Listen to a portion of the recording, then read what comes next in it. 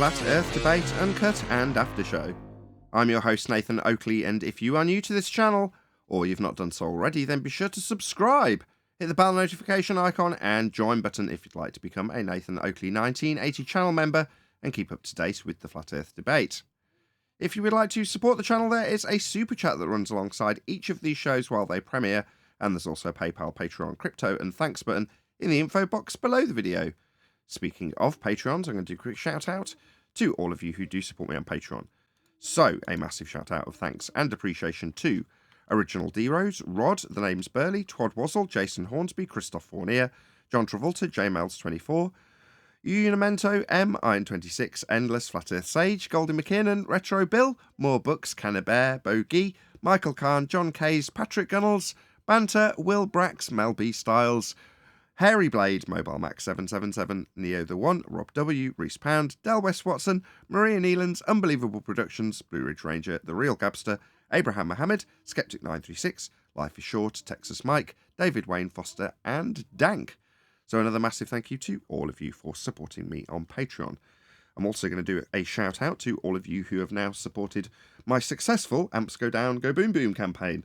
So a big shout out of thanks and appreciation to Brend M, hopefully I'm saying your name correct, Alexi, Anonymous Donor, thank you very much indeed, More Books, really appreciate it, James Williams, Original D-Rose, Mitch, Ramsey, another Anonymous Donor, Goldie, and I think that's about it. There's a few others who I also did shout out prior, and if I've missed anybody, obviously I hope I haven't. But yeah, thank you very much to all of you who supported that campaign, as that has now been successful. And today, probably during the live show, at the time that would be least useful, the two amps that supplement the already existing amp that I purchased from the back of the GoFundMe campaign, which is a bit confusing, is now complete, as I've got all three amps replaced. So there was 3 amps on the shelf that I wanted replacing, and thanks mainly to Paul, LVA Paul, who's in the chat right now. You can probably see him there.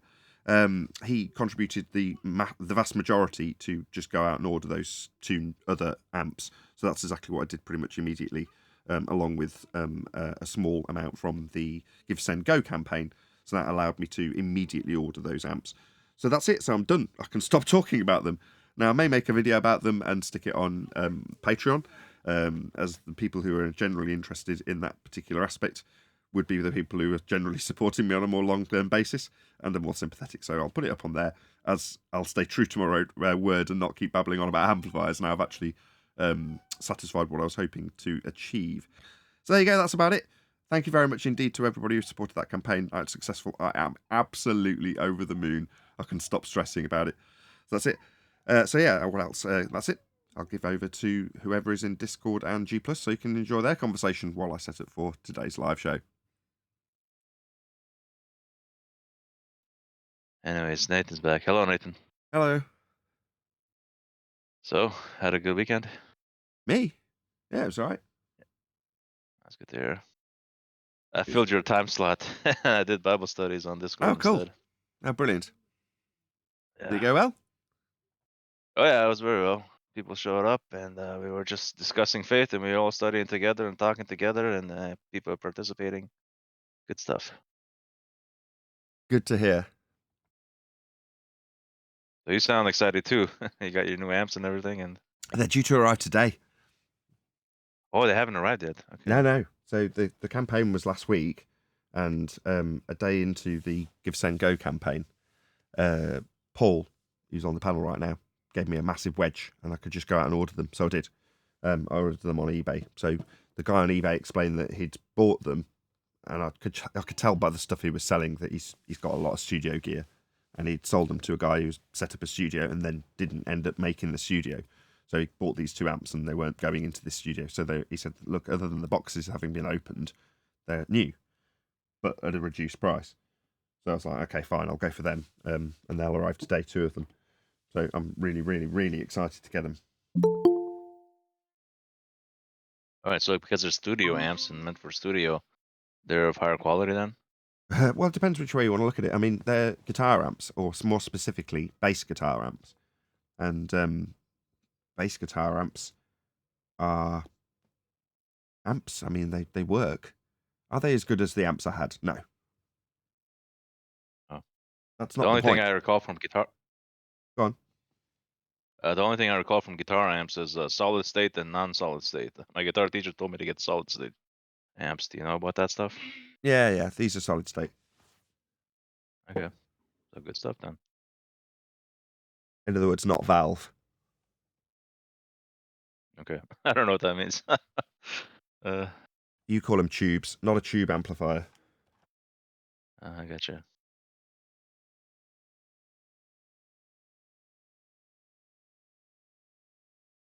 Oh, all right. Anyway, so yeah, that's good. It just means everything works. And I've even got one spare channel. So I've got one redundant channel. So if something goes pop, which does happen, I can disconnect one cable and connect it into another and carry on with my day. So I'm very, very pleased. Yeah. Excellent stuff. Anyway, I can stop babbling on about it. I've just literally said that I wouldn't babble on about it as a result of being successful, but here we are talking about it immediately. But that's fine by me. Good morning. Good morning. Good morning. How was your holiday with family? It wasn't really a holiday. I went down to He's see all my in parents on the south coast. So it was my youngest daughter's birthday. So I went to see my sister and my mum and dad. Although they do live near the beach, we didn't go to the beach. In that case, I'll recover and say your flat earth family. How was your holiday away from your flat earth family? I see. Yes, my holiday away from my flat earth family was hard because, you know, I like what I do. So you want to do it? Starting to question that. I like being here. What are you, Let's put it that what are way. you buzzing about, Neil? Just because he took a few days off? It just sucks without a live show. That's all. No, I'd like to listen to the old shows there. A lot of memories in the old shows. I did it. Well, we got one today for you, Nathan. It's a series. This guy has, I think, several.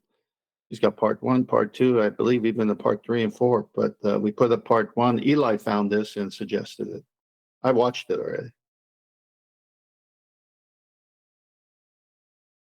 Where is it? It's in Master D. It's labeled. Okay. I don't see it.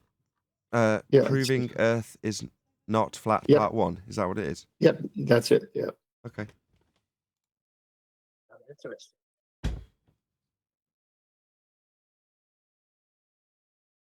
Yeah, I'll keep it up. We'll do it. What do you want to do it in the live show? Yeah. Yeah, that's fine. I mean, I'm only here half an hour on Monday, but since you're going to possibly do his part 2 tomorrow and part 3 the next day, just to round him out in context, it's up to you. You can start now. You can do some housekeeping questions and then restart it in the live show. It's only 15 minutes. It's only 15 minutes Yeah. till the live show, so I would suggest we just, chit chat, Yeah. warm up. All right, let's get today's show, 1864, since it's been a week. Say again, sorry? Is today's show 1864? Yes. Okay. It was a grand year. We're getting to 1900.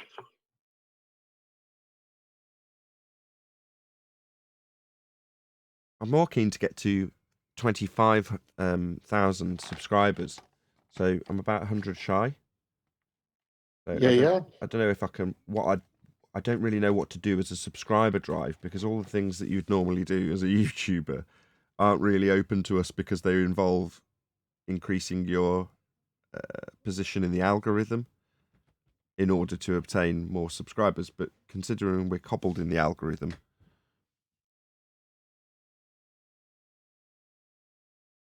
so I don't really know what to do. I'd love to get to 25,000. It's a very significant number for me. I maybe have explained why in YouTube terms previously, but Yeah, you have. I wouldn't worry about it. You're going to get there and you're going to go past it quite easily. It's your show because of the nature of the show and overly being suppressed from Congress and all these different things. All just the topic matter. My goodness, they're resisting. They're resisting open conversation on good questions and review of so-called scientific discovery. So let's see if it was scientific discovery or was it really pseudoscience posing as scientific discovery. I mean, to me, that's a good topic.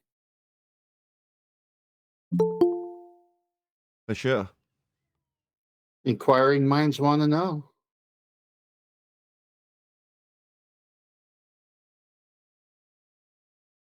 Hey, Paul. Speaking of pseudoscience, yesterday Flatzoid showed an article and a photograph of supposedly someone taking a picture of an atom. Have y'all seen this? No. I got a picture of Adam. He's one of our panel members. Oh, hey.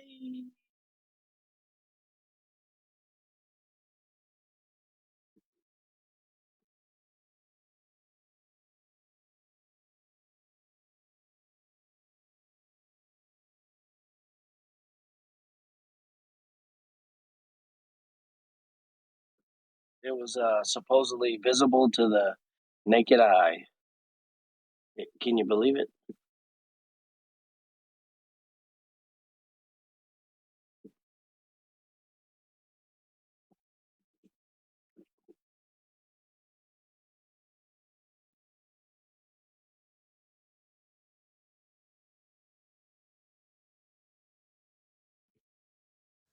Was that it, just Bill? Yeah, that's it, buddy. I mean, pseudoscience. What are you going to do?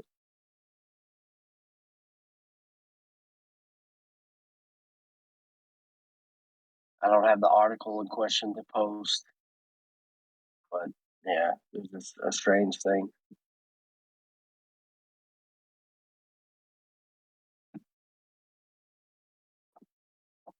Well, thank you for that conversation, Killer. That was really appreciated. Forget about it.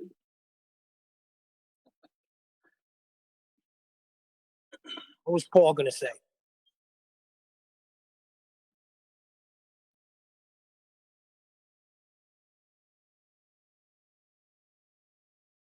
Clearly nothing. I thought I heard his voice. So what was that instrument that your sister gave you? Was that like a star finder? I haven't had a chance to ask her. So I said to my wife, I think my wife slipped this in as a present for Clover. So I discover it and go, cool. And she was like, actually, no, that's not what it is. It was just given to us in a box of stuff they wanted to get rid of. I was like, oh, okay. So when she was out doing stuff with sextants on her boat, it was with a former husband who died in a nasty motorbike accident.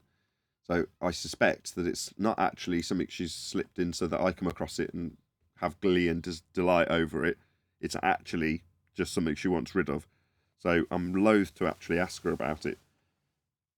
Do you have a name on it or No. a description? No. No. No. Yeah, I was going to look it up. It looked pretty interesting. Very. Someone asked me in the comments, they're like, is it North or South Hemisphere? And I'm like, either I'm getting older, my eyesight's not very good, or the mechanism's too stiff for me to get it into to sharpen a focus for me to read what's on it. Because I couldn't, even on the film, I suspect it is just out of focus. But because it's presumably sat in a box for 20 years, it's sort of, the plastic's kind of seized up a little bit.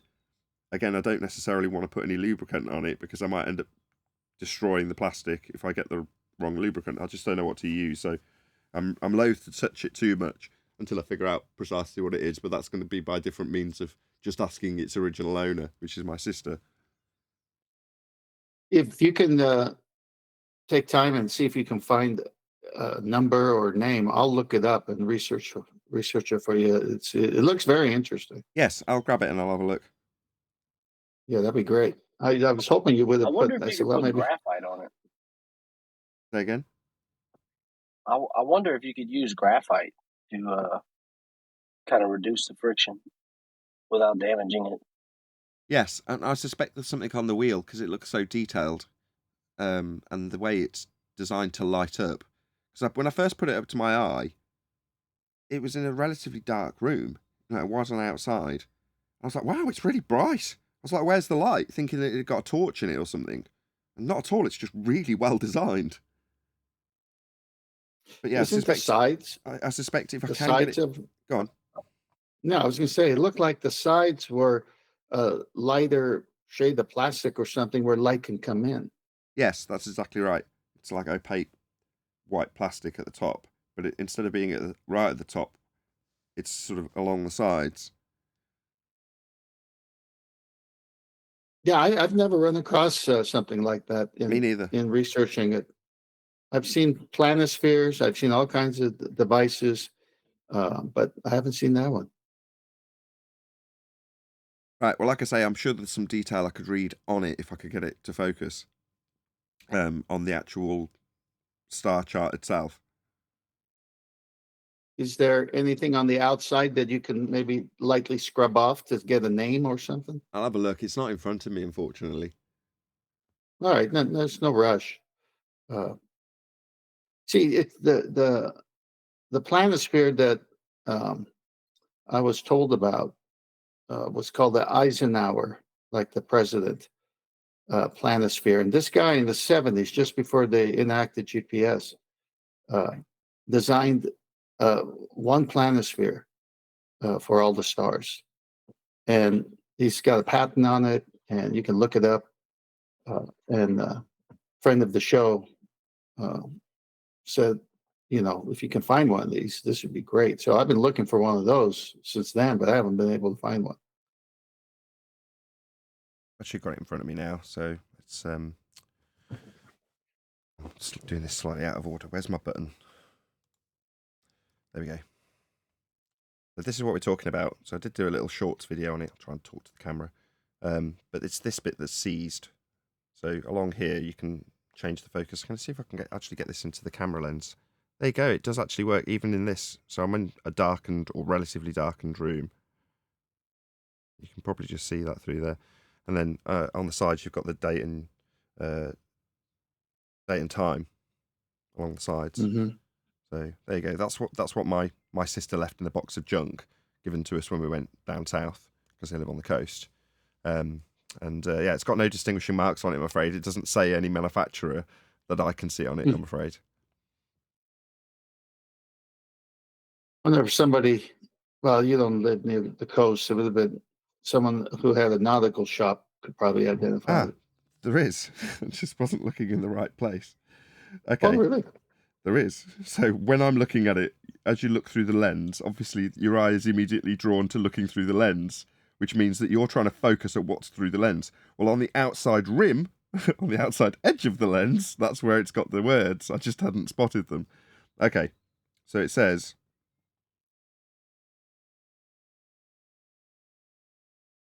Sculpturus Dukes. So presumably it's in French. Paris. Yes, it is. It's called a star pocket. Star pocket. Oui, oui. Yeah, capital S, capital P, star pocket. All right, I'll look it up, see what I can find. See if I can get that on camera as well. Yeah, I can't see anything. I got No, I one for a realise live that. show. Mais ne mourrai ça pas Ah, pour fourrant, j'aurais toujours from de toi. Not quite focusing. Go on, focus. No, it just wants to focus on what's inside, but you can probably just about make it out. Let's see if I find it on my first search here. And it's got a compass on the top. That was the only other thing. I don't know if I showed that on the little shorts video I did. Yeah, I would need that for the azimuth. So Right. So, I mean, it's got everything you need. I mean, it's pretty ace. I mean, like I say, as soon as I got it, I was like, wow, what's this? Because my daughter came up to me. I didn't actually put this in the video. I did type it in the description box of the video.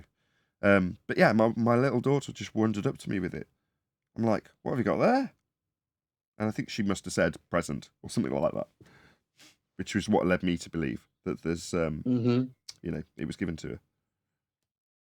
But no. Yeah, when I saw your short video on it, I said, I gotta get me one of those things. What is it? Indeed. According to the boys at Chimpanzees, it's just another sphere proof. Okay. What the map, the sky map is sphere proof. It's Yeah, the everything. sky. Haven't you heard? Everything that's on the Flat Earth debate show is just confirming the sphere. Well, they got the sphere from a flat Earth, so yes. It was funny. They were debating dinosaurs, whether they existed, which they all believe they did exist. Well, don't worry about dinosaurs. And Nathan has a good story about dinosaurs. Yeah, well, the one guy stuck his foot in his mouth because he came in. You have no proof either way. Right? So, like, I don't know. Since you discovered that Earth is flat, what the heck do we know? Besides Well, that. Instead of doubting what you do know, just be happy you uncovered a lie. Absolutely. Yeah, the star map has nothing to do with the Earth. That's why it's right ascension declination. That's why the EQ Mount telescope is based on the star map, not terrestrial, which is the horizontal map, which is Oh dear, flat. Altaz. Altaz is the one where you use the Earth, and RA and DEC is the one where you use the sky. Guess You what think- you need for Hey, Ted, do you think it would click just with the word horizontal? Well, it's the horizontal coordinate system when you're using the Altaz, and when you're using the sky as the map, they don't call it they call it the equatorial mount telescope. But the key to that is what they use as reference. Yep, and that would be the killer, wouldn't it? It is the killer for them because it's on a certain day when something's happening. Hello, guys. Hold on a second. Hello. Hey, hold on. AJ, hold on. Hello, AJ. Did you want to add something? Do you like your car there, Nathan? Like your what? What the hell? Jump into the into your live stream text. I'm pretty sure it must be your car with those number plates. My car? I have no idea what you're talking about. If you jump into your live stream text, I just put a photo in there. I'm pretty sure it must be your car with the number plates that it has. Can somebody look in the live stream chat? Can you just tell me what you're It's talking in about? it's in Skype right now. From AJ Ram. Go on. Check out your number plates there. They're definitely your plates. Teabagging you. Okay. What? You driving around Australia or what? I'm glad you explained it. I was thinking, has my wife been in a crash or something? Scared me for a second. Brilliant. No, I just seen the number plates and thought of you straight away. Perfect. I love it.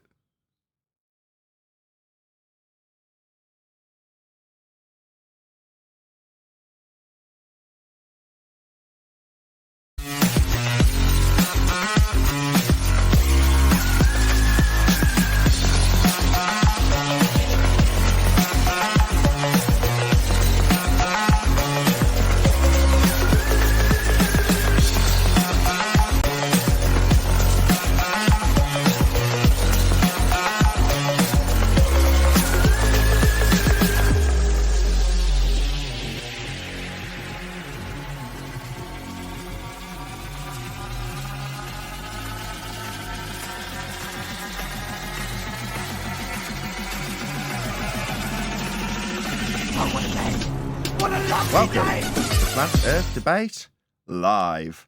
I'm your host, Nathan Oakley, and if you are new to this channel, or you've not done so already, then be sure to subscribe. Hit the bell notification icon and join button if you'd like to become a Nathan Oakley 1980 channel member and keep up to date with the Flat Earth Debate. If you would like to support the channel, there is a super chat that runs alongside each of these shows while they are live, and there's also a PayPal, Patreon, crypto and thanks button in the info box below the video. Most importantly, if you'd like to join the discussion, simply mute the page you are currently watching, then click the link in the info box below this video to join the panel and express your views on the nature of Earth. If you do join, please don't swear. If you do, you'll be ejected, and if you are, please don't try to rejoin the stream using sock accounts. You'll be warmly welcome back on the next stream. Please also share the show on social media. Sharing the show obviously increases the live audience, but this in turn increases the chances of a more diverse panel, so please share the show on Facebook and Twitter. Now, we are joined by... Who are we joined by? Paul, Arwin, the Adam Meakin, 10th Man, Neil. We've got 2 Pauls and a whole bunch of people in Discord, so welcome, one and all. Hello, good afternoon. Yo, Welcome back. Good morning. Good morning. Good morning, good Suffering morning. here without a show. I did do a slightly more lengthy shout out to all of you who supported my Give, Send, Go campaign, which is essentially now concluded as I've achieved my goal, mostly down to Paul, who's on the panel right now. So thank you. A big shout out to Paul and a massive shout out to everyone else who supported this campaign. So if you are a member, you will see on the pre-show me shouting out all of the people who did support the campaign, and you'll see them scrolling by now as well. But a big, massive shout out to all of you. I really, really appreciate the reduction in stress level by having, including the redundancy I was hoping to get as well. So all 3 amps that I wanted to get replaced, I have replaced. So I am elated with that, and they are going to be arriving probably while I do the live show. Sod's law, the timing will be such that they'll come literally in the middle of the show. But if that's the case, I'll just announce it. I don't think I'll do another live unboxing. But nevertheless, I'm very pleased to have achieved my ends in that regard. So shout out to everyone who supported the Give, Send, Go, and also shout out to you, Paul. Thank you very, very much indeed for your support. I really, really appreciate it. Okay, so let's do a bit of housekeeping. Any evidence of a physical geometric sphere edge? That's a horizon formerly known as Earth curve. Well, it's supposed to be physical and it's supposed to be measurable, but it's not. Perhaps we'll find out today. Well, they say that at Gem Pandas, they say that boats disappear into the horizon. And that's proof. You're a big fan of Gem Pandas, eh? Well, since you ain't having shows no more, I got to do something. I got to go in and hear somebody talk about something, even if it's nonsense. They roll 50 deep over there at all times. Wow, Wow, you're you're going very- straight into the dumpster, are you, Neil? Very fickle, aren't you? Bloody hell. Talk about fickle. Yeah, I counted them. I wanted to see how many people. There's a week 50 people there, but there's a lot of flat earthers there too. Well, it's a recovery room for the ballers. They have to show up for a treatment. That's the one we were planning on having. Anyway, what about housekeeping? Any evidence of the distance to the sun? None whatsoever. Okay, then. We don't even know what it is. But today we're going to be covering. We seem to be going down in numbers, by the way. The last video we covered had only about 25,000 subscribers. I mean, that's pitiful. On a slightly different note, I've almost hit 25,000 subscribers. I'm about 100 shy. So, I mean, if you'd like to subscribe today, if you haven't done so already, most important, if you haven't done so already, that is to say, don't subscribe with a second account for the sake of it. If you don't use that account to actually watch videos. If you do, then fair enough. But, you know, that if you have not done so already, bit is very, very important. Anyway, let's hope I get to 25,000 subscribers because that's like a really important milestone. Anyway, back to what we're covering. I mean, this guy's only got a pitiful 25,000 subscribers. It's absolutely pathetic. But nevertheless, we're going to be covering him. So go and say hello by letting him know Nathan Oakley 1980 sent me. The link is going by in the live stream chat as usual. Leave a nice comment. Do not leave something horrible. It'll just get removed. But in the nicest possible way, let him know that we responded to his video, which is titled Proving the Earth is Not Flat, Part 1, The Horizon. What, the one formerly known as Earth Curve? Okay, well, we'll get straight into it. Let's check it out. The Earth is not. Go on, interrupted before the first second of the video. My God. Yeah, I wanted to just say, like, I almost have 200 subscribers. Woohoo! What, on your Arwinian Bear account? Yeah. Okay. I mean, you can Good morning, literally guys. steal my own plug to plug your own show, but that's fine. Yes, also subscribe to Arwinian Bear because he's currently on a community guideline strike on his main channel and can't stream. So, yes, go and check him out on Arwinian Bear. I do actually tune in. I don't necessarily chat Arwin. I've got a lot on at the moment. But I do tune I in. know. I do see you pop up every now and then. So Yeah, but what I'm saying is I'm there the majority of the time, actually. I just don't necessarily announce myself. Oh, really? Damn Yeah. it. I need to talk more shit about you then. Yeah, I do know. I'm not there for that reason. I'm not there to spy on you. I just like I know. I just like your show. I actually enjoy listening to it, as shocking as that may be. Oh, thanks. Well, no, that's what you do when you plug somebody. You point out that I actually partake in your show, therefore it's worth subscribing. I enjoy watching. Although sometimes, even when I'm not chatting, which is the case most of the time at the moment because I've got a lot on, there are certain times, Arwin, where I do join and go, my God, the audience must feel very uncomfortable with how you're treating them right now. And then somebody in the chat will point that out and you'll ban them. What? So there Sorry? we go. But that's just your show. That's how you are. That is your personality. It's what makes Arwin. Sometimes I Arwin. get angry or something, and then I become highly intolerable. It's true. You're one of Try to my avoid it. favourites for the. Whilst I'm doing many of my jobs, gardening and that, I always listen to your show. I just want to. The last question was any evidence of distance to the sun. Yesterday's show of yours was really good because what Owen will do is discuss his own preconceptions, how he envisages stuff. And it was interesting yesterday because you were actually at the point of considering some kind of physicality for the initial source of the sun, even if what we see is non-local, hologrammatic. You were considering that. It was a really good show yesterday. I enjoyed it. Right, Ooh, but do we don't know what feeds the energy that causes the manifestation of the sun, but it would have to come from somewhere logically, right? So, and that might be a physical thing somewhere. Who knows? I don't know. Oh, I like that It might be addition. the entire realm itself. It might be a physical thing somewhere. So by implication with that little addition that Arwin hasn't had until now, I've got to be honest, right? That implies that there could be a different source. Now, when you phrase it like that, Arwin, I can get behind you a little bit more. I mean, it's still total speculation. I'm just going to throw that out there straight away. But however, the way you just phrased it leaves the opportunity for you to say, no, what we see, in the same way as if you've got a torch, literally shining a light onto a wall, what you see is not where the light is coming from. Well, again, you can't even put your money on it being the thing that you're actually seeing being the source of the heat or light. You can't even say that with any sort of degree of certainty. So when you phrase it that way and you're speculating, I like that a lot. All right. Well, fair enough.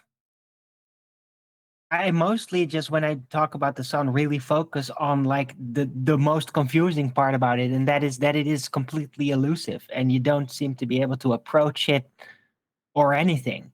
So that's why I call it a non-local hologram. But yeah, something would logically, physically have to cause that somehow, and that thing could be an object that has a position. It could be possible. I don't know. But on the I other don't hand, know what's causing it. We have interrupted this debunking for a speculation from Arwin, which is fine. But we will carry on with the video as literally the interruption came 1 second into playing this video. Yes, flat. sorry. Yeah, let's go. We live on a spinning globe. It's amazing to me that I actually have to. What's going on with my subtitles? Why are they in German? What the hell? Subtitles, German. No, that's definitely not what I want. There we go. Sorry about that, ladies and gentlemen. I don't know how that happened. Say those words in 2016. But there are a number of scientifically confused people that have convinced themselves. Okay, what's this scientifically confused? So that's a reification fallacy. You can't be scientifically confused. You're imparting a state of mind onto a method. The method is to establish cause and effect through systematic experimentation based on a hypothesis. So to be scientifically confused, in context, the only way that could be correct as a statement would be to say that you didn't understand somebody disseminating that A caused B. That would be scientifically confused. I mean, it's still pretty scrappy, but nevertheless, outside of that context, there's a reification fallacy being committed here. And are trying. I would say he's right. except that he's kind of talking about himself because he's talking about the spinning globe and then puts it in the category of science. He seems to be confused because it's not a scientific question. Yeah, dead on target, man. Of course, he has to start out with a projection. Of course he did. I would have incorporated that, but unless we take it as read that it is a projection, and we can extrapolate that out from it, and you're correct. Yes, it is. In reality, the people who are quote unquote scientifically confused would be more accurately paraphrased as confused with what science is, and that's him, not us. So yes. Trying to convince others that we live on a stationary, flat plane. There are a number of reasons for this resurgence of a long-extinct belief system, including literal interpretations of the Bible, scientific illiteracy. So, hold on, that's a baseless assertion. You've said that it's an extinct. Okay, presumably you are unaware that all navigation takes place utilising a flat plane then. Not extinct in daily practical application. So that baseless assertion fallacy has just been debunked. Cherry picking and other errors in reasoning, and a general distrust of government leading to imagined conspiracy theories. Huh. I don't for Good. He's just sighing. Nah, I always have to point out when they go to the distrust factor, because that seems to be a very big staple in their arguments against us. Oh, they just don't trust the same scientists that we trust. I love that. Well, if it's a case of trusting scientists, then again, he's reifying science and the method thereof into people and what they say. For a second, think that NASA, along with every other public and private space enterprise, and every other scientifically literate person in the entire world. This guy won't be scientifically literate. I absolutely guarantee it. He's reified it twice, so he doesn't know what science is. Sounds like he just likes saying science a lot. Yep. He's figured out the magic trick. He's figured out that if you say science alongside your claims, people will take them more seriously because they were trained at 5th grade level to recognise the empiricism of the scientific method, as opposed to utilising the word science alongside a lot of claims that are about how people think. So he's got his little crystal ball and he's describing how we behave, how we decide that the earth is flat based on the lack of trust for government. It's like, as exampled by your crystal ball that knows how I think? No, he's not given any examples. It's another baseless assertion. It's worse than that. What he's doing is bringing in that word, those two words, conspiracy theorists. So that's already nasty in the public square, right? So then he brings in the scientific, which is what we're asking. What is it? Describe it, stick to it. So again, then he says 80,000 people that work. Are they all in on it? No. Wait, who thinks 80,000 people are in on it on this panel? Anybody? Why is he saying that? I don't know either way. I know that the compartmentalization of NASA would be such that one hand doesn't know, the left hand doesn't know what the right hand's doing. And your involvement in creating a part, say, to go on a rocket doesn't prove that the rocket's gone into a second law of thermodynamics violation sky vacuum that would leave us with no air to breathe. It definitely doesn't prove that. But every single person creating those components believes that the components they're creating are going to go to a second law of thermodynamics violation sky vacuum. So there's a good chance that none of them know that they're deceiving the world. But there's going to be a certain handful of people that do absolutely know, including astronauts themselves. They know they are lying. Well, my point. Go ahead, Tim. Yeah, my point is broader than that. How many billion people believe something that's not real today? A lot. Yeah. Okay, how did that start? With somebody misrepresenting something. So it's the same thing here. Are involved in a massive conspiracy to hide the truth from us. That's a claim that demands really strong evidence. Who made this claim? But let's leave them out of it. What? The people you've just made a baseless assertion claim about? Let's leave them out of it. Let's just leave it as a baseless assertion with absolutely no evidence to back it. Show me where my distrust in government has led me to state that the Earth's flat. Show me an example of me doing that. Oh, you don't have any, so we'll just leave these people I've just made a baseless assertion about out of it? How dare you? No, I'm going to bring myself right back in and say no. No, I don't state that the Earth is flat based on a distrusting government. I state it based on a use of a flat plane to navigate. So do you want to show me where the conspiracy comes in? What, the conspiracy of navigation? No, I'm afraid not. I cannot prove to you that the images and videos from space are real. I can prove they're not real. Because if they were real, this high-pressure gas would fill this 10 to the minus 17 torr claimed to be sky vacuum. That's a law of entropy. It's a second law of thermodynamics. It's a law of nature that you won't ever overcome. It wouldn't be a law of nature if you could. But here's a high-pressure gas not expanding into a claimed area to travel through and take pictures from, akin to Narnia. If the sky, this black area in this claim to be image from space, was a vacuum for this hunk of junk model to be in, then the high-pressure gas we're breathing would expand into this area of volume. It's a law of nature. That disproves the validity of these pictures. You can't take pictures from a sky vacuum. If the sky was a vacuum, the gas we breathe would fill that space. We'd all be dead. And you cannot prove that they are fake. I just did. Second law of thermodynamics violation. Done. Proved. Proven the negative. Very difficult to do. To prove a negative, prove they're not real. Yeah, I can prove them. Not real. They're taking place in Narnia. That's a second law of thermodynamics violation, 10 to the minus 17 torr, black area, a vacuum. Well, you know how vacuums behave? Yeah, they're a low pressure system. High pressure wants to go to low pressure. That's all it wants to do. Because all the gas does is expand in all directions at a high velocity into whatever area of volume it has to fill. So if this was an area of volume, a space for the gas to fill, the gas would be filling it. It isn't. Ergo, these pictures are fake, and I've just proven it. With a law of nature. But we don't need to believe them. Yeah, you do. You absolutely need to believe these are real pictures in order to assert that they're proving Earth's a sphere and we live in a sky vacuum. We don't. Neither are true. Earth's navigated flat and the sky's not a vacuum. We can prove the globe and the heliocentric model to our... Model? A reification fallacy. You don't prove a model. We don't live on models. You can't prove a model. You're guilty of the fallacy of reification. Hypothesization. The fallacy of misplaced concretism. That is what you have done. You don't prove models. Ourselves without them. Just as generations of people did long before NASA or anyone else went to space. That you can't go to space. You haven't been to space. And these models aren't in space, a sky vacuum, because the gas below them at high pressure would fill the lower pressure of the 10 to the minus 17 black area. That's a 10 to the minus 17 torr.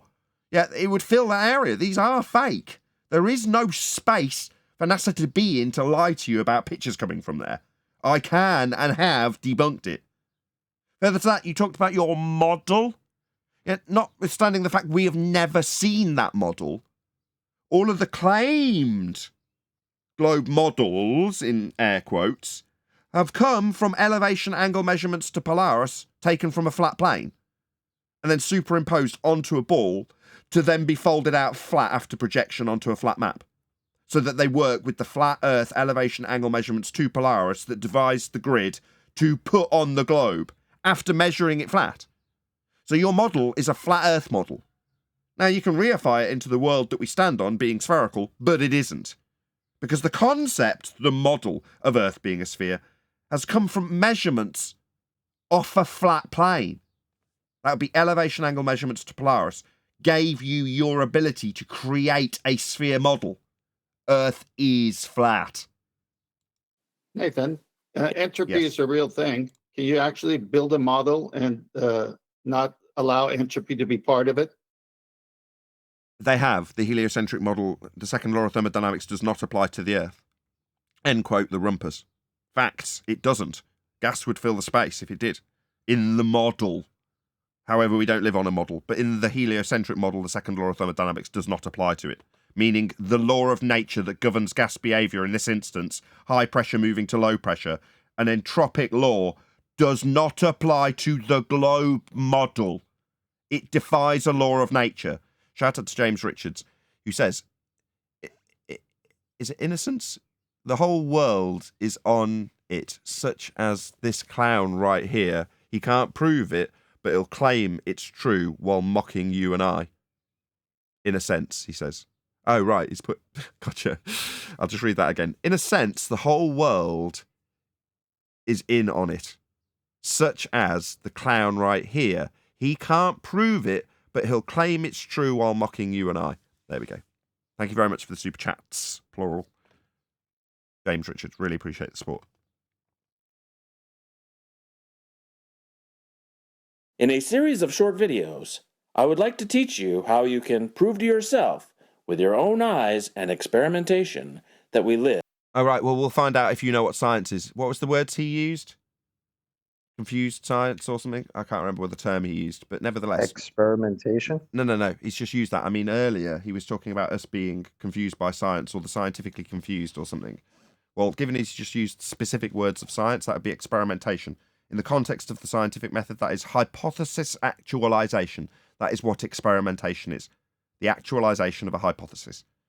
So unless he establishes that specifically, will make clear to him and the audience, who will go and say hello and let you know, Nathan Oakley 1980 sent me, that he hasn't got the slightest idea what science is.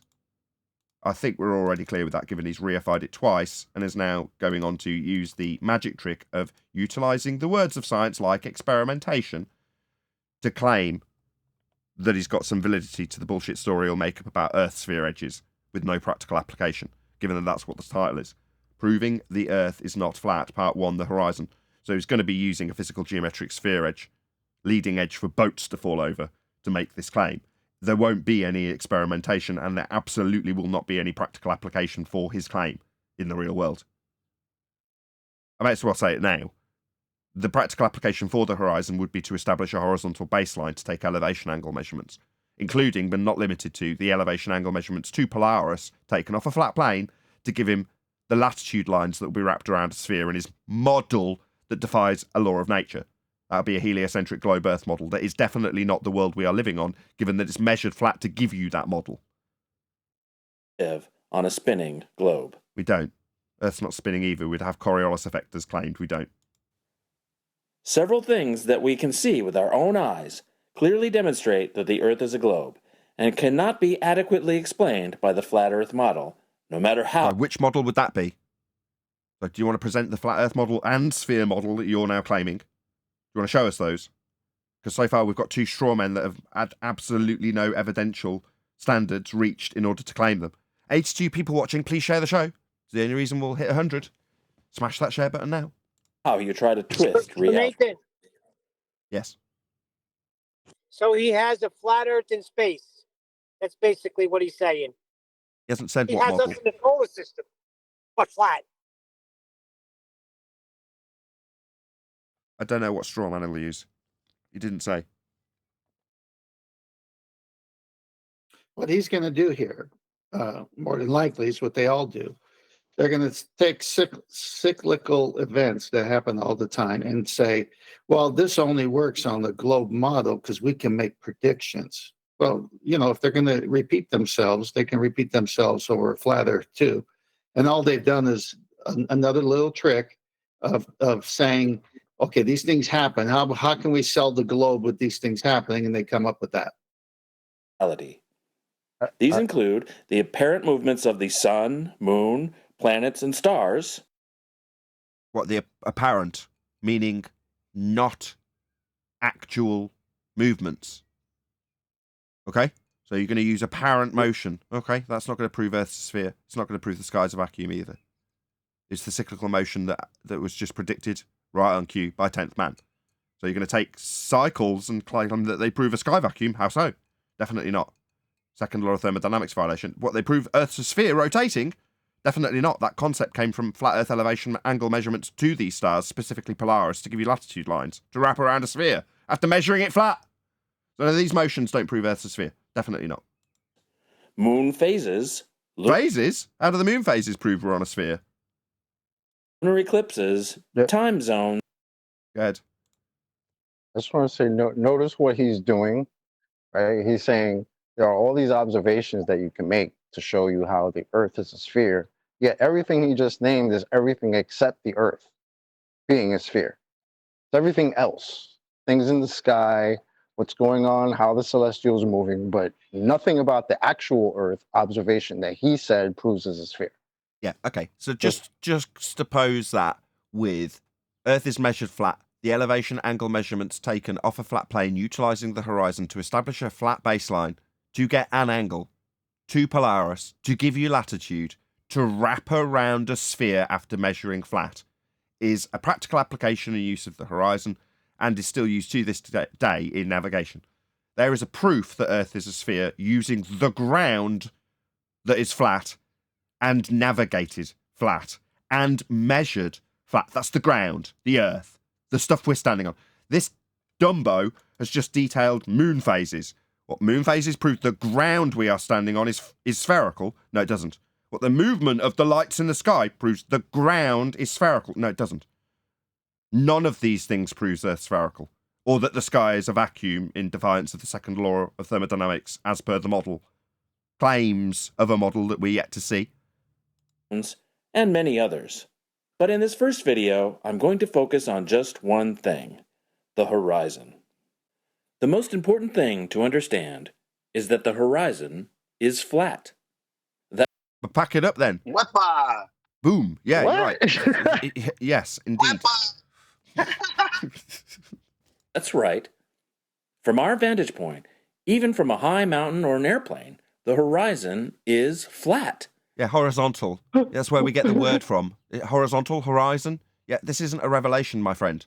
To anybody with a reasonable sense of cognition, the horizon being flat, given that it's the derivation of the word horizontal, isn't a shock. Flat earthers. Wait, hold on. This is wait. Time. Go ahead, Eli. Go ahead. This is the one part where you could give this guy respect because he's really going to carry the globe running. Your mic is horrible, bro. I agree, man. Next Thursday, definitely going to happen, Eli. You're right on the money. Go on, chocolate. But I just wanted to wait. Is this not the same guy we just heard 30 seconds ago tell us how the observations we make on Earth prove it's a sphere? Is this not the same guy? Yeah, the observations we make on Earth prove Earth's a sphere, like moon phases. No example of how that proves a sphere. Like the movement of the celestial items. No example of why that proves a sphere. But speaking of things that we can see and in our world that are on the ground, the horizon's flat. Right, so everything you haven't exampled in terms of why it proves a sphere, and ultimately even if you tried would be able to debunk, and in fact did before you even claimed it because you probably don't know how those things prove you're on a sphere. Meanwhile, the horizon's flat. Yeah, we know. It should be falling away from you. You should have a spherical representation of the Earth at 3959 mile radius, given that that's what you're claiming it is. The higher you go in altitude, the more ball-like it should become. But it's flat. Yeah, that's right. That's correct. Pack it up. What are you doing here? So when you actually look at the Earth, he's perfectly okay with describing something as flat, even going to the extent of saying, yes, it's flat. From our vantage point, from the mountaintop, a beach, whatever, it's definitely flat. But yet, a minute ago, he told us how the observations we make are proving a sphere. This guy is confused to all hell. Indeed. So we can summarize. In terms of what you can establish the ground as being curved with, spurious lists of things with no examples of how they prove Earth's a sphere. Meanwhile, he says the Earth is observed flat. Yeah, I'd agree. We concur. Yeah, Earth obviously observably flat. But I can trump that. Earth measured and navigated flat. Also, globe model created from flat Earth angle measurements to the stars you gave no example of proving Earth's sphericity with. They prove Earth's flat, and it's required to be flat to develop the globe model. So I can trump that 3 times over. Yes, we can observe Earth and the horizon as flat. Yeah, obviously and observably flat. Yeah, we agree. Also, many globalists, for lack of a better term, seem to think that the horizon should look curved to us. That's because it should if Earth has a curve to it. It doesn't, because the horizon's only used to establish a horizontal baseline when you put it into practical application. And the claims of globe believers saying that boats fall over the edge of its curved nature is absolutely the globe claim, you dumbo! But what some globers say it should look curved. Yet you claim how much bloody boats fall over that curve, you dumbo! Hello? Do you not know your own bloody globe claim? Yeah, this is why I don't like dealing with people who have got this meagre 24.4 thousand subscribers. This is below our pay grade. No offence, 10th. That's flat wrong. And I think... So it's wrong that globe believers think boats fall over the edge at a measurable, discernible Earth curve. You think that's wrong? Yeah, welcome to Flat Earth, you absolute clown. Yeah, if the globe believers who say you should be able to measure how much boats fall over the Earth curve edge is wrong, then why the hell are you making this video? I think this is the single biggest reason there even is a flat Earth community. You think the single reason is the error in your apprehension of globe believers stating incorrectly that there should be measurable curvature, and that is the reason we've got flat earthers? You are literally insane. Yeah? You, as a globe believer, absolutely have a globe Earth curve calculator to make that claim with, you dumbo. The biggest source of confusion. You are expecting to see a curve where there... And here's the Earth curve calculator for how measurable it is, but they're all wrong according to this crackhead. There is none to be seen. So the biggest source of confusion are the globe side itself. That's literally what he's saying. I can't believe my ears. This is shocking. By comparison to... Why have I got the same number of subscribers as this absolute retard? What's going on, YouTube? How about totally unfair? Anyway, shout out to James Richard. The horizon is derived from the Earth. So when we say the horizon is flat, you're saying the Earth is flat. Yeah, exactly, James. That's why we laboured the point so much. Precisely. Yeah, he's saying it's flat. He's even decrying the very claim of the physical, measurable, physical sphere edge horizon for boats to fall over in a measurable capacity as determined by the, quote, Earth curve calculator. But according to this guy, he thinks the reason we have flat earthers is because of the misapprehension about that very claim in the Earth curve calculator. Because that's not real. That's just a misunderstanding from globers, according to this dickhead. I can't believe my ears. These people need help. You are looking for the wrong thing. To picture what I mean, look at this orange. If I take... Throws up Earth curve calculator and says, this is what you dumbos think. Physical geometric sphere edge horizon that we debunked in 2020. You can't even wrap your head around the fact that your own side claims there's a edge for boats to fall over called Earth curve. Oh my God. Take a thin slice of it. Make it flat, right? Where's he going with this? Get a round disc. The edges of it, where the knife cut through, is a flat circle. That is what you see when you look at the horizon, the edges of a circle. Of a flat plane? Yeah, we'd agree. Obviously, with Earth, you don't have to take a slice off it. You're just standing on a flat plane. And the periphery of your vision would represent a circle all around you. Yeah, us, we have a reasonable understanding of perspective and how your eyeballs work. Yeah? But what you've just done is shown your audience how the horizon works if you create a flat plane on an orange, yet you're not going to do that on Earth. You're not going to slice the top of it to be standing on a flat plane. You don't need to go through that step with Earth. Yet when you measure an angle to a star, you utilise the horizon to establish a horizontal baseline, and then you get the angle to the star. There's no orange cutting section. There's just measuring the flat bit section. That's all you do in navigation. What a clown! The edges don't curve side to side. So flat then? They run straight across our view. Flat. Okay, Flat, yeah. So we're all clear. Flat. And since we are always in the center of the circle... On a flat plane. They don't curve down. So we don't have measurable Earth curve as claimed in the Earth curve calculator because Earth is like the orange with the surface being a flat plane. And what we see in our vision is our peripheral vision moving around us in a circle. I gotcha. So Earth is flat and it's like this orange at the top when you cut the top off it. Gotcha. Welcome to Flat Earth. That is exactly how Earth is treated. Like the top section of this orange. A flat plane with you at the centre of it. Yeah, that's right. That's how it's navigated and measured. In order to then wrap it round an orange. When you can see the horizon in all directions, it is the same distance away in all directions. So when you spin around, it looks exactly like a straight line and comes back around to join itself. Think about that. If it were Okay. Yeah, you're a budding flat earther. You're doing really well. curved down, it would not come back around and join itself at the same level.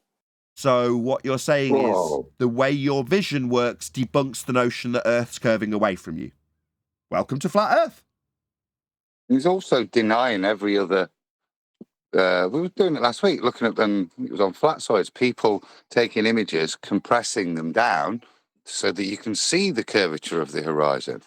And obviously, we're arguing that that's lens effect, but he's now opposing what's being presented as ball Earth curvature previously.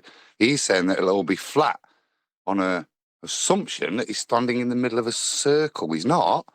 In his world, he's stood at the top of a ball. And now he's going to draw a circle, but that will all fall away slightly differently. So there's a term for not this. sure of his point other than to disagree with previous ball claims, which is horizon-based. But okay, the term for this is Dunning-Kruger. Yeah? It's the guy who goes into the exam, and the equivalent to the exam is this making a video process for this guy, and says, at the end of the exam, when asked, did you do well? He says, I absolutely aced it. Yeah, knocked that out of the park. That's what this guy thinks. He's made this video and published it. Why? Well, not because he thinks it's all wrong, because he thinks debunking literally the entire premise of his Earth curve calculator in what he claims is wrong in what globe believers believe, therefore flat earthers exist. I mean, that is absolutely nuts. But this is Dunning-Kruger. He thinks he's doing well. What he's actually doing is proving a flat earth over and over again and decrying, based on his senses, every claim of a globe earth. Conclusion, because it's a globe, presumably. What a dumbo. Shout out to Chris Berry for the super chat. Really appreciate the support. He says, Jesus is king, earth is flat. Any questions? And no, I think that's pretty much it. We're not going to pack up though, Chris. Thanks for the super chat though. I really appreciate the support. And the sentiment. You're absolutely right. I'll just point out real quick how it's funny how he went straight to the example that was used. Remember when I pulled out the citation from the school textbook, what they're teaching the kids? He literally went and said the same thing about the orange peel. I'll read it out real quick. Quote, a globe is a model of the planet Earth. Because it is round like Earth, a globe shows the correct shape of Earth's continents and bodies of water. A map can't do that. A map is flat. It distorts or changes the real shape of the continents and bodies of water on it. Don't believe it? Try this. Take an orange, carefully remove the peel. Once you've removed all of it, lay the peel on a flat surface and smooth it out. Now look at the orange it covered. See how the flat peel, which is like a map, is a different shape than the orange itself? End quote. So he literally went to like a second grade textbook to show us what he's doing.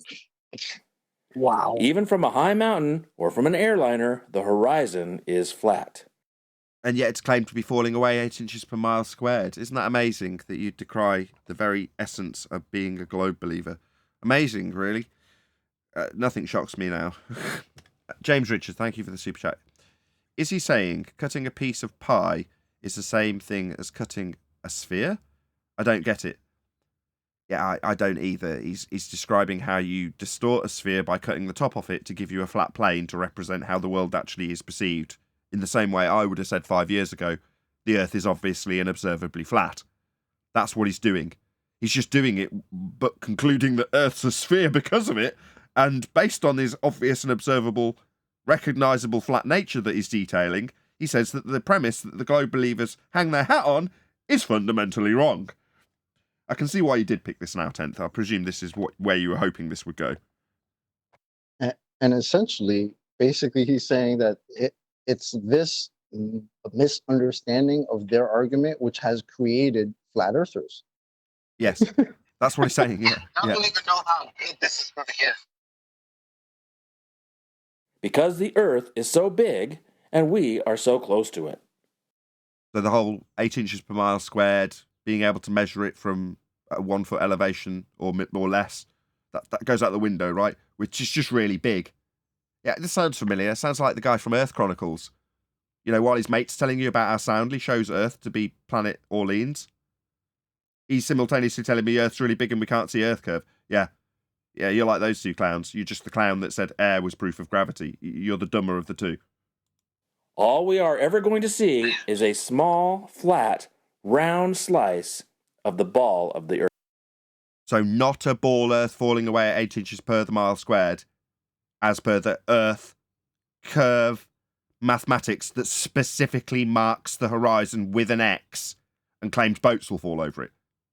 According to you, not so.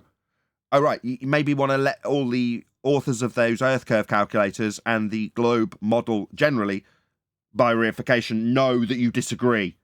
And then simultaneously, we will welcome you to Flat Earth based on your observations of how obviously and observably flat the Earth is by your estimations.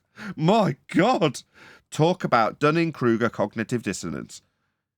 Shout out to Chris Berry. This is your brain. This is your brain on globe.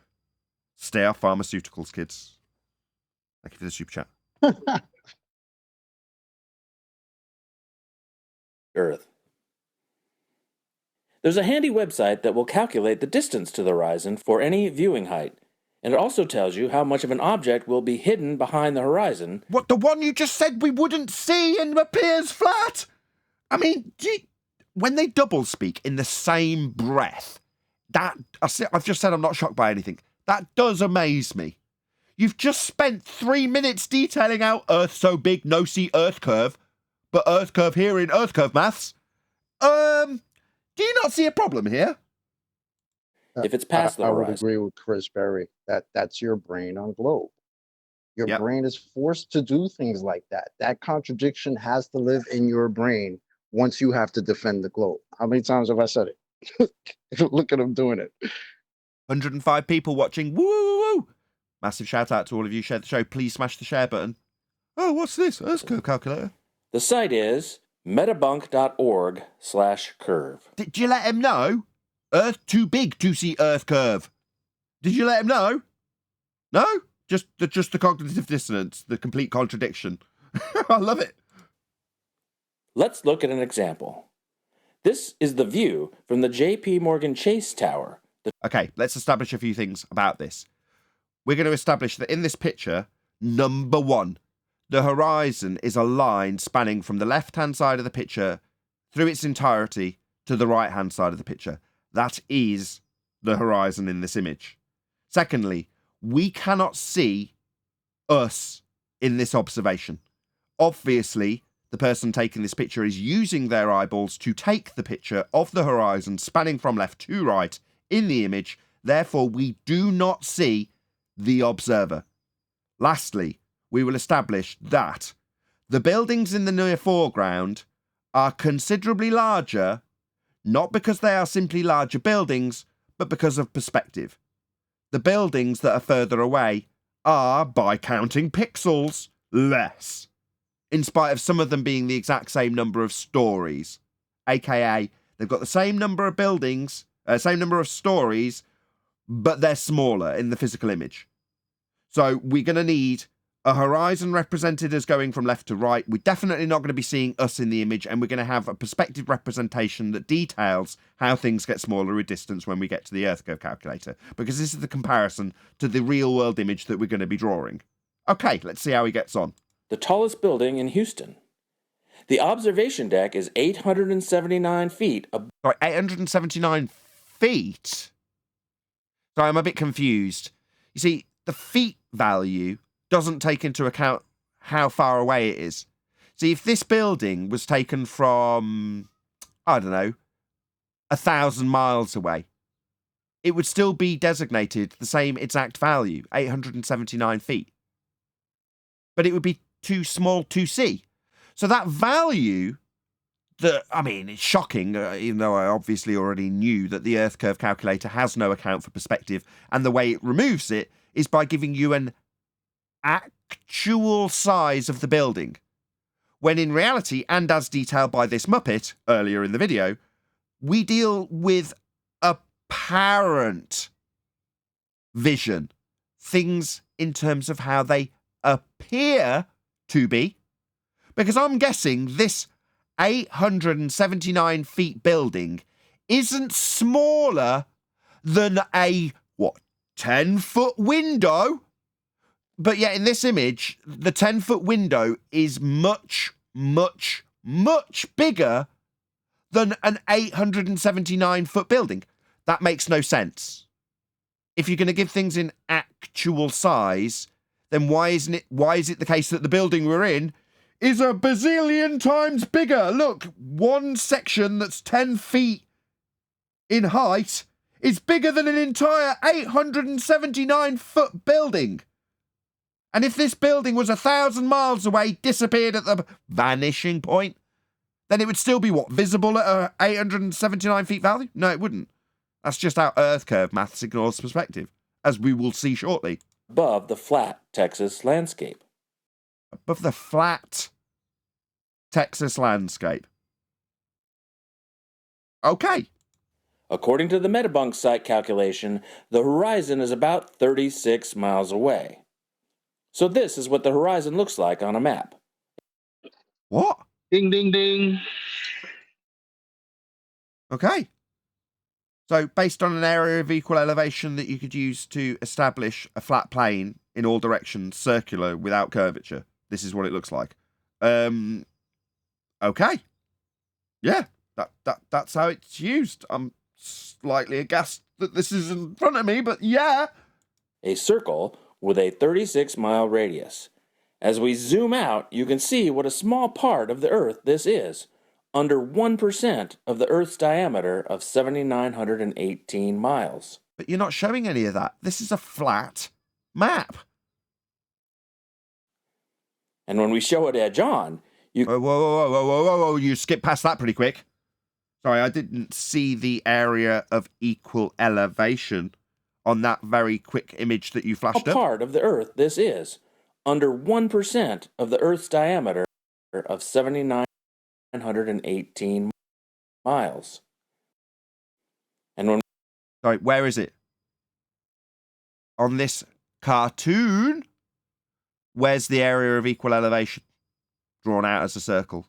I don't see it. Is it just me? Why is it only on screen for a second? Why isn't it showing anything that could be practically used, like the latitude and longitude lines, like was on your map a minute ago? Where are they? There's nothing practical applied to this cartoon. I don't get it. Why is it only on screen for a second? When we show it edge on... Show it. Well, where is it? You can really see that it is just a small, flat, round slice of... No. There are no flat anything on a sphere. Ever. You fundamentally don't understand the geometry of a sphere. You're an idiot. If you think it's one flat section, there are no flat sections on a sphere, you muppet. It's not a disco ball. It's not a mirror ball. You complete numpty. The large Earth. But getting back to the orange, you might be thinking that the slice of the orange is not flat. No, the top section isn't, no. It curves down in all directions from the center. Yeah, that's correct. Well, yes, that is true for the orange, and it's also true for the Earth.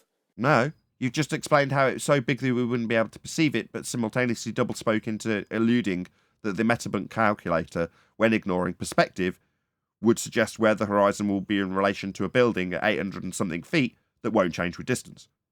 And you can clearly see that on the orange. But on the Earth, it is simply impossible to see. Impossible to see, yet possible to measure. You'd have to see it to measure it. The horizon's claim to be your Earth curve, a point that you measure as a limitation to your view at 1.2 times the square root of the observer site in feet. You absolutely can claim to be able to see it, to measure it, to prove it. That's why we debunked it in 2020, because people were claiming you could see it to measure it. You idiot. Because the Earth is so tremendously big. And yet so small that you can measure it at 1.2 times the square root of the observer site in feet. That's the claim of Earth curve we debunked in 2020 by showing that if the Earth was a sphere, radius 3959 miles, then every distance to horizon measurement could be no more than 1.2 times the square root of the observer's height in feet, as laid down in the not Earth's too big to see Earth curve, but the Earth curve calculator. And because we have the black swan image showing the horizon beyond the Earth curve's claim limitations that you can see and measure at 1.2 times the square root of the observer's height in feet, we can say without hesitation that the Earth is not a sphere and the horizon is not Earth curve to measure. Yeah, not to assert that it's so tremendously big that you can't claim Earth curve when you're claiming you can bloody measure it, you idiot, you complete imbecile. It seems to me as though like we could really just break down globe arguments into two parts. For the part A would be the baseless assertion that it's a globe, right? It's just a globe. And then the part B would be how we tell you that it's a globe by showing you how flat and stationary it is. Because that seems to be what he's doing. All I keep hearing him saying is how flat what we see is, and it's just flat, and the flat parts of Texas, and all this flat. When you're supposed to be proving it's a sphere, buddy. If you are 6 feet tall and you stand at the shore of the ocean or on a flat desert plain, the horizon is about 3 miles away, and the change in vertical height of the surface is only 1.5 feet, spread evenly over the entire 3-mile distance. You just aren't going to be able to see that. So, Earth curve measurements of Earth curve claim to be a physical geometric sphere edge horizon at 1.2 times the square root of the observer's height in feet, as you have specifically claimed, is measurable according to the globe claim and debunked in 2020 by the Black Swan. That's not the case, full stop, as opposed to is the case, was claimed by Globers and has been debunked by us. It's just not the case. Carte blanche, just not true, according to him. Absolutely amazing. You're saying you can't see it at this now. Now it's not measurable, visible. Yeah. This is part 2. Yes, that's what I'm going to call it now. Part 1 and part 2. This is part 2. 1. When they tell you, go ahead. No, I was going to say part 1, measurable in the Earth curve maths. Part 2, too big, can't see it. Shout out to James Richard. Yep. Globers cannot comprehend perspective and angle of sight. No, they can't. You're right. Thanks for the super chat. All right, carry on, Chocolate. No, it was Adam, pretty much. He was asking. I was just reiterating that now we're on part 2, where he tells us how small we are and how big the Earth is, and too biggy, no curvy. It's just nuts. Earth's too biggy. It's way too subtle. As an illustration, this is a Google Earth picture of the New York City skyline from Caven Point, New Jersey, just over 3 miles away. The Earth does indeed curve down away from the viewer in this picture. Like literally 10 seconds ago, you said we couldn't see that being the case. Okay. Correct me if I'm wrong. Let's just make this a little bit bigger. And then we all see... No, that's the wrong button. Here we go. Is that somebody sat on the edge of that ledge? I'm just going to get in a bit closer. Hold on a sec. Nah, it's just some rope tied up. Is there anything that we can see to give us an idea of scale in the near foreground? Not really. I was hoping this was a person, and I could say, why is this person the same size as a building? The stuff in the near foreground, like this fence, is the same in terms of the value of pixels if we measured them, and then ascribed the feet value to it. Well, that's the same as these buildings in the background, right? In other words, it's taking up the same physical amount of space in the image as one of these buildings. But in a minute, he'll ascribe feet and inches to the building that don't change with distance. So in a perspective view, things have gotten smaller. Like in the other view, we had a big tower in the middle because we were closer to the buildings, but now they've gotten smaller. I'm sure there's an 800-foot building amongst these lot. But it's teeny tiny on the horizon because it's very far away. Not that that'll be accounted for in Earth curve maths. But it is just about 1.5 feet, spread over 3 miles, so it is just too slight to see. But too slight to see when you're describing feet. So how big is 1.5 feet at 1,000,000 miles? Oh, is it still 1.5 feet? What if I stick a 1.5 foot board in front of your face? Do you think you can see anything at all except the board? So you're telling me that something that can obscure your entire view at 1.5 feet is the same exact value at 1,000,000 miles? That seems wrong. Yeah, it's because Earth curve calculations don't include perspective. They hijack them and then claim that 1.5 feet of Earth curve's missing from the bottom. Oh, really? All right, is that right? Bottom of the building's obscured, is it? All right. Right, what about the fact that it's got really small into the distance? Has that got anything to do with it? No! Only Earth curve! All right, yeah, perspective's not real then. I see. The Statue of Liberty is in the picture, and it's 305 feet tall, and only 1.2 miles away. Why is it smaller than these fences in the near foreground? Why is that? It's just, that seems weird to make as a claim. Because if I described these as being 6 feet, but yet the Statue of Liberty is smaller than them, does that mean that the Statue of Liberty is, what, smaller than 3 feet? Is that what it means? Because it is in this picture. You know, we're going to need to account for this, aren't we? Yeah, but it isn't in Earth curve maths. Yeah, the feet and inches value doesn't change. And then when something does disappear into the distance, you start ascribing the angular limitation at the deck to Earth curve in a feet and inches value that doesn't change in distance value. And look how small it looks. Yeah, small. Yeah, 1.2 miles away, things are going to look small. But you've given us a feet value that doesn't change. You've just told us that the Statue of Liberty is a certain number of feet. I mean, that sounds really big.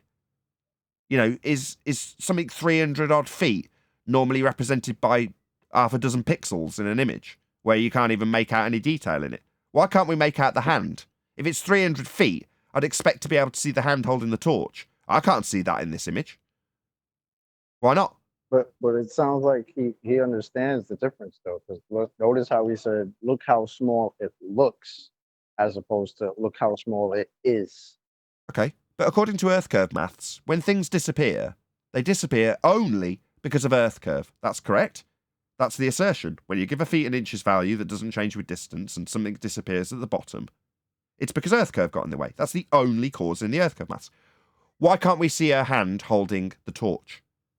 I mean, it's not at the horizon, but I want an explanation for why that's the case. It's disappeared, and we're talking about things disappearing. He said 1.5 feet at the bottom, right? That's his claim of Earth curve obstruction at the horizon, and only at the horizon. But we're also missing a torch and an arm. It's not at the horizon, though. Yeah, but why isn't your Earth curve maths explaining why other stuff that's not at the horizon has also disappeared? It can't be Earth curve that's made that torch disappear. So what are you going to explain that with? Is it Earth curve? Because that's the only cause in the Earth curve maths. You're going to need to explain where the fucking torch has gone. But if the horizon is flat... What about the horizon? The horizon's got sod all to do with where the torch has gone. And everything to do with angular limitation. That's perspective. That's apparent size. Not feet and inches, my friend. Doesn't matter. What are you going to tell me? That the torch is over 35 feet tall? Yeah, I'd expect to see it then. It's pretty damn big, right? Yeah, it's not at the horizon, though. We can't see it, and it's not at the horizon. So it can't be Earth curve. There's got to be something else making shit disappear. How does it prove around Earth? You might It doesn't. Yeah, shit shrinks. Ask. It's what happens when objects are past the horizon that reveals the curve. Really? What about when the arm of the torch holding statue has disappeared but isn't at the horizon? So you're saying everything when stuff disappears, that's what your statement said, is to do with the horizon. No, my friend. No torch. Not at the horizon, though. Yeah, that's going to need explaining with something beyond Earth curve. What's that you say? The only thing that makes things disappear, and it must be at the horizon, is Earth curve? Nah, stuff gets small and disappears. Yeah, like the hand with the torch, and that's nowhere near the horizon, right? Crappy Earth curve maths. Doesn't even know that stuff gets smaller. Keeps ascribing the same values to everything regardless of distance. It's a crap calculator, my friend. Thoroughly debunked in 2017. Now it's just an aging relic. Sailors, for many centuries, have noticed that ships sailing away from you in the distance disappear bottom first and sail last. Oh, really? And when they were using that observation to practically navigate with, it served what purpose? Maybe you can give us a practical example where sailors utilised this observation to some practical effect. Oh, they didn't. When they were looking at the horizon, they were holding a tool to establish Earth as flat, namely a sextant. So they weren't looking at the boats disappearing bottom first and pondering why the arm of a statue that's not at the horizon would disappear, when if it's Earth curve doing it, that's the only thing that could make stuff disappear.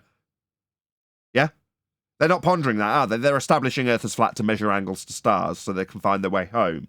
So they can practically apply the horizon with a use to establish Earth as flat, and there is no practical application to asserting simultaneously that Earth is so big you can't see the curve, but also asserting that the only thing that causes things to disappear into the distance is Earth curve obstruction at the very horizon that's too big to see or measure.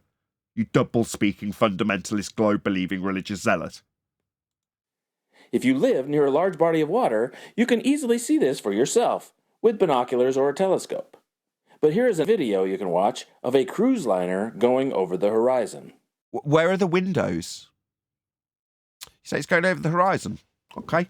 So the only reason the bottom's disappearing, because it's only the bottom we're going to focus on, is because of the claim to be physical geometric sphere edge horizon we now can see and will be claimed to be measurable in the Earth curve maths, but simultaneously can't see because Earth's too big. It's too subtle. Okay, right, oh, gotcha. Where are the windows now? They've disappeared. They're not at the horizon. Where are the deck chairs on this cruise liner? Where are the lifeboats? Have they gone behind Earth curve? Because they're not at the horizon. They're above the deck. Yeah, hanging on the side of the ship? Where are they? I can't see them either. What's that you say? The boats are only, they're only 30 feet tall. Yeah, I'd expect to see them then. They're not at the horizon, so they're not going to disappear. Yeah? Oh, what's that? The Earth curve is the only assertion you can make in regards to why stuff's disappearing. But there's other factors at play, right? We can't see the windows. Can we? There must be something else at play, and it's definitely not accounted for in Earth curve maths. The feet and inches value for the 1 foot windows that have disappeared, they're not disappearing because of Earth curve, my friend. Not at all. See the link in the description for the full video. This only works on a curved Earth. Really? What, the windows only disappear because Earth curve got in the way? Oh, that sounds very wrong. Is it just me? Does that sound wrong to everyone else as I queue up a super chat? Shout out to James Richard. He says, it sucks because flat earthers cannot use perspective and angular insight within the argument because ballers cannot comprehend it. Yeah, you're not wrong. Too much for their little brains. And when they try to comprehend it, they start denying the fundamental premise of their Earth curve claim. Earth too big. The view of the ship is obviously going behind the curve. Is that why we can't see the windows? Is that why we can't see the decks? Is that why we can't see the lifeboats? Because they're all gone behind Earth curve. Is that why? No. There's an angular limitation at play. It's simultaneously the narrowest at the deck. So if you took a brick and put it right in front of you, you'd see it. But if you put it out at a mile on the horizon, you might just be able to make the brick out. It'll be very small. Let's say you put the brick at 3 miles. Oh, then it vanishes. It's too small. The limited angle against the deck precludes you from resolving that information of the brick. So it's vanished. It's got too small to see at 3 miles. Now, if I build a 20-story high-rise building on top of that brick, you'll see the building, but the brick at the bottom is still too small to see. So what, have we got Earth curve blocking the bottom of the... No.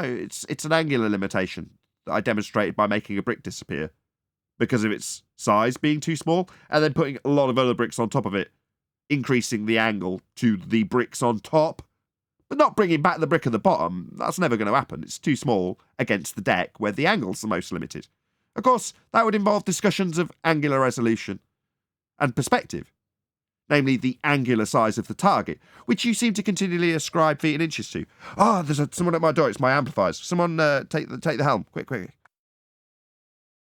was going to make a point. Anyway, I've just looked on the screen. That's not even perspective that's being analysed in that image there. That's a wave, a big wave that's probably half the distance that the boat is away. You can see it's a wave by the fact that perspective doesn't apply. Look, it's just a straight, solid line, and the detail in the water is exactly the same all the way up to that horizon point. So even in there, that's not something that if you believed in Earth curve, you could portray as Earth curve, because it's clearly just a wave that's nearer to the observer than the boat, giving occlusion, as opposed to being an effective curve, or even what Nathan's describing there, it being just further away and getting smaller, the bottom of it. The bottom's probably still visible if you look at it. You can see the detail on the boat. The true reason you can't see it is there's a big wave that's between you and the boat. It's obscured, that bit. Adam, I can't believe that they're still claiming this as a proof post disappearing. It's really shocking to me in 2023. It's this bonus, isn't it? Because look at fundamentally all of this. You can sit back, let them ramble as long as they like. When they get there, just confirm with them that they are making the claim that the horizon is the leading edge of a ball. That's what all of this premise sits on. It's fundamental that that's what the horizon actually is. And then as soon as they've agreed that, when you can black swan them, can't you? They've got no argument anymore once they've got to the admission that that thing is, that horizon is Earth curve, and therefore the consequent reason that you can't see the bottom.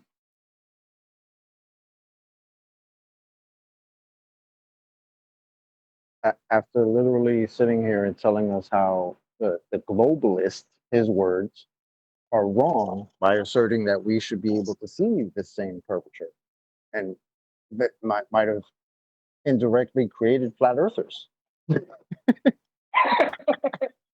Like, is this guy serious, man? This can't be for real.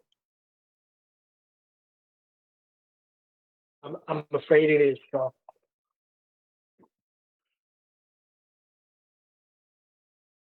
I don't know where we are in the show, but I can hear some silence. So slightly You sweaty. heard 2 seconds of silence. You what, Neil?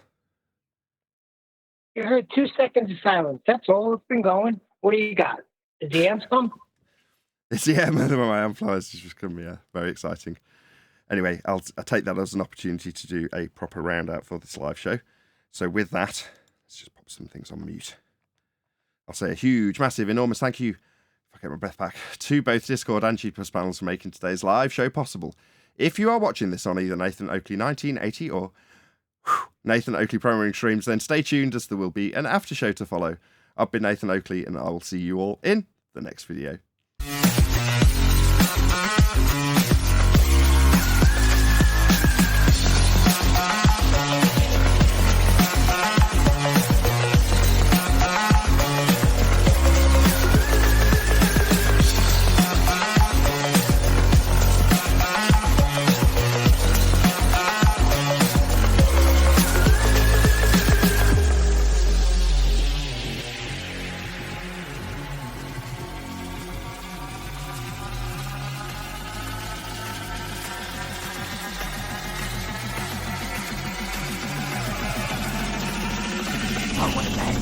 What a lovely day!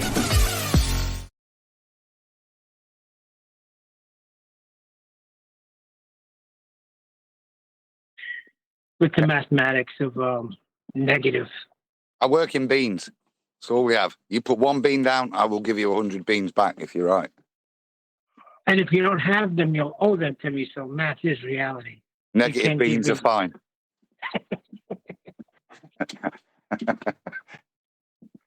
Did I do a little unboxing while you're chatting amongst yourselves? Last time it was a We should do it. You should do that properly. What do you mean? Properly? People love an unboxing video. I don't know why. You probably get more views for that. just stick it on a different channel, unboxing my amps, than a good quality show like that. The same reason why people watch people eating.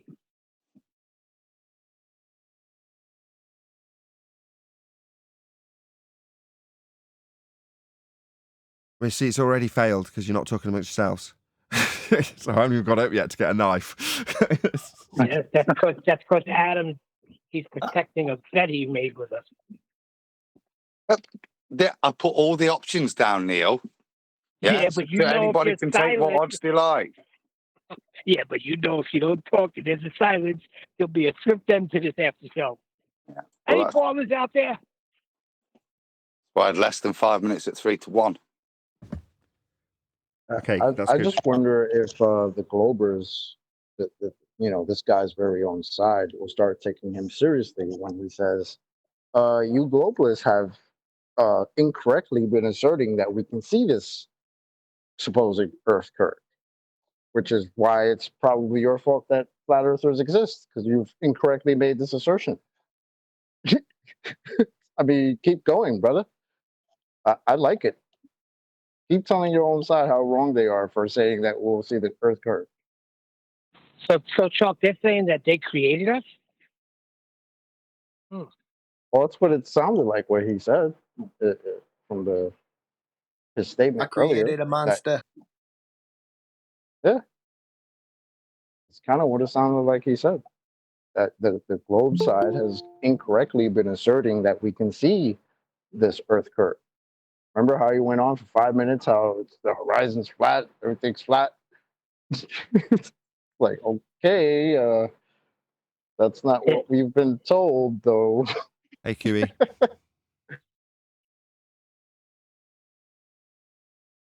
Hey, QE. Hey, Quantum Eraser is here. Hello. Hi. Hi. How are you today? I'm doing well. What is That's swell. Glad to hear. That GBTQE?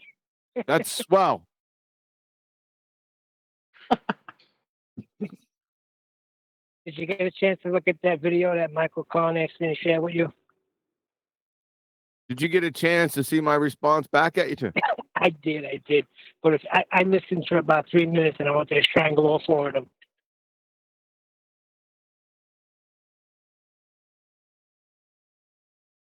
That guy Aaron Ron, is that his name? That guy Rare and blah. whatever. He's just thinking it. He just hates God and the idea of a creator.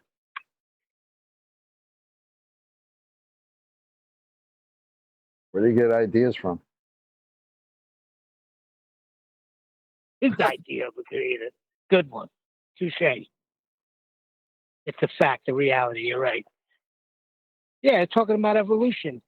Talking about things billions of years ago. Can they Evolution. validate any of them? What's that? I'm saying. And billions of years ago. I'd like to see somebody validate billions of years ago scientifically. To me, that's where it ends, right? I happened to be drinking something, and something I was listening to, the guy said, because we came from fish.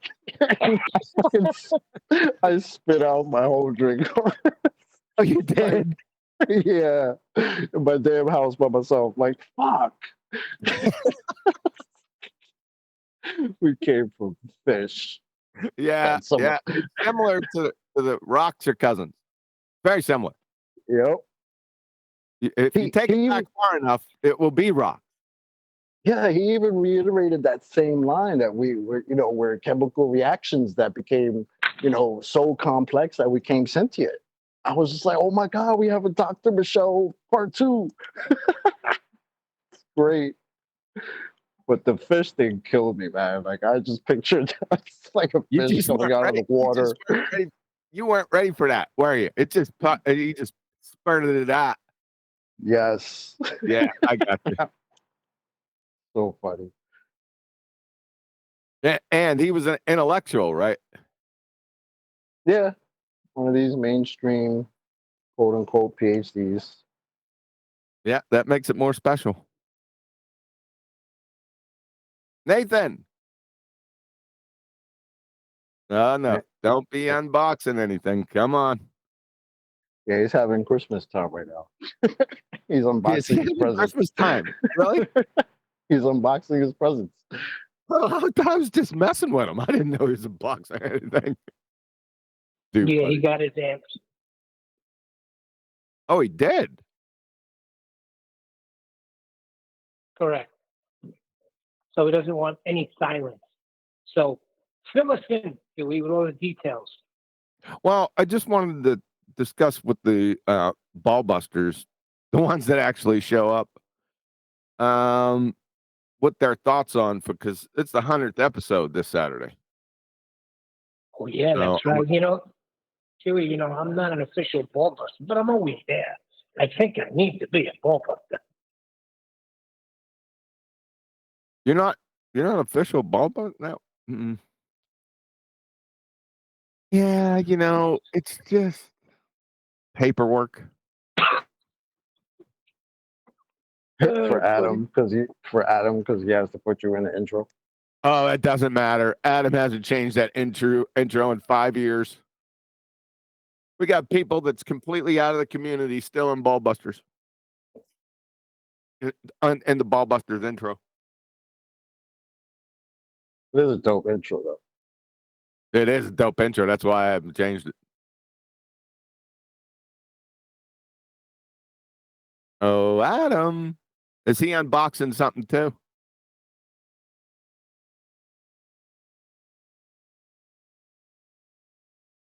Oh.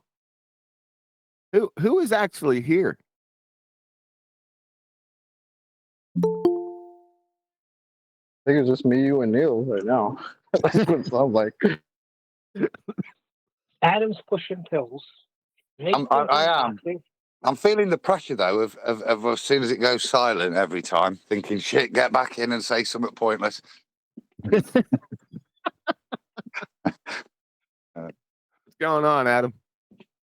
Not a lot, just like I said, Neil says, just doing drugs. Just doing drugs. How are them amps looking, Nathan? Do they look pretty or what? Because you're very quiet.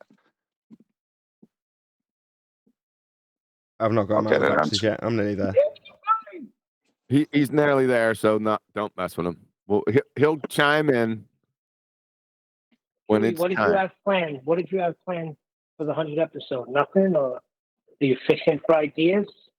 I ain't fishing for ideas. I've got 2 ideas, and I wanted to get everyone's take on it.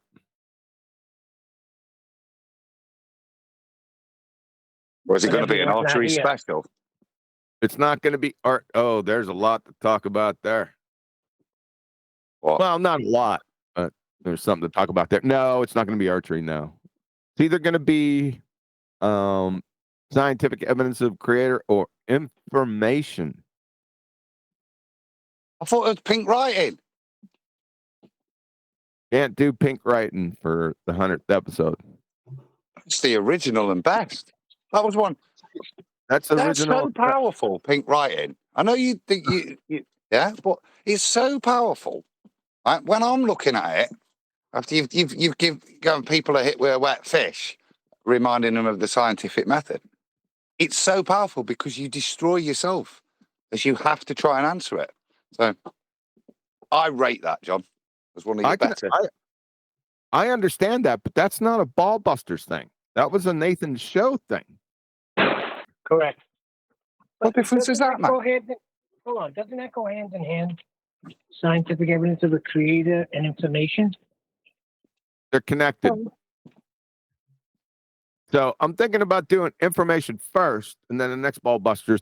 I think that's what I'm going to do. I just wanted to get a feel from the Ballbusters. But I agree with what do you want me to do?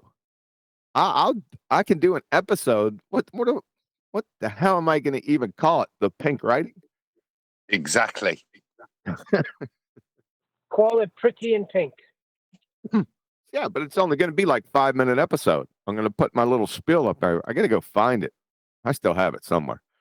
Well, let's just make it part of Saturdays. Then do the information. No. No.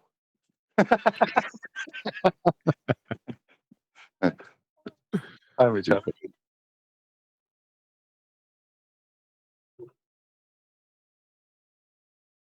I'm gonna leave for about 2 or 3 minutes. You guys better talk. Are we still No, live? you can't go yet. I'm doing prescriptions right now, so I can't talk. No, we're after show. Arwen's here. He can keep it going. Keep it going, Arwen. Yeah. Oh keep it yeah. going. How about gas not having mass? That doesn't really create confusion at all out there. At all.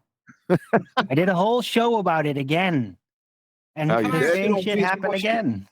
Can I ask an obvious question? I don't mean it to sound silly, but can you see a gas molecule under a microscope at any level?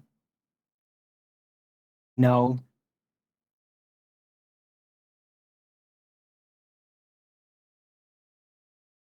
I guess John's gone and Adam's doing prescriptions. No, it's very simple. I can answer that. It's a no. You can only make a model to reveal an inference as to what the molecules look like through a 3D represented model through electron microscopy.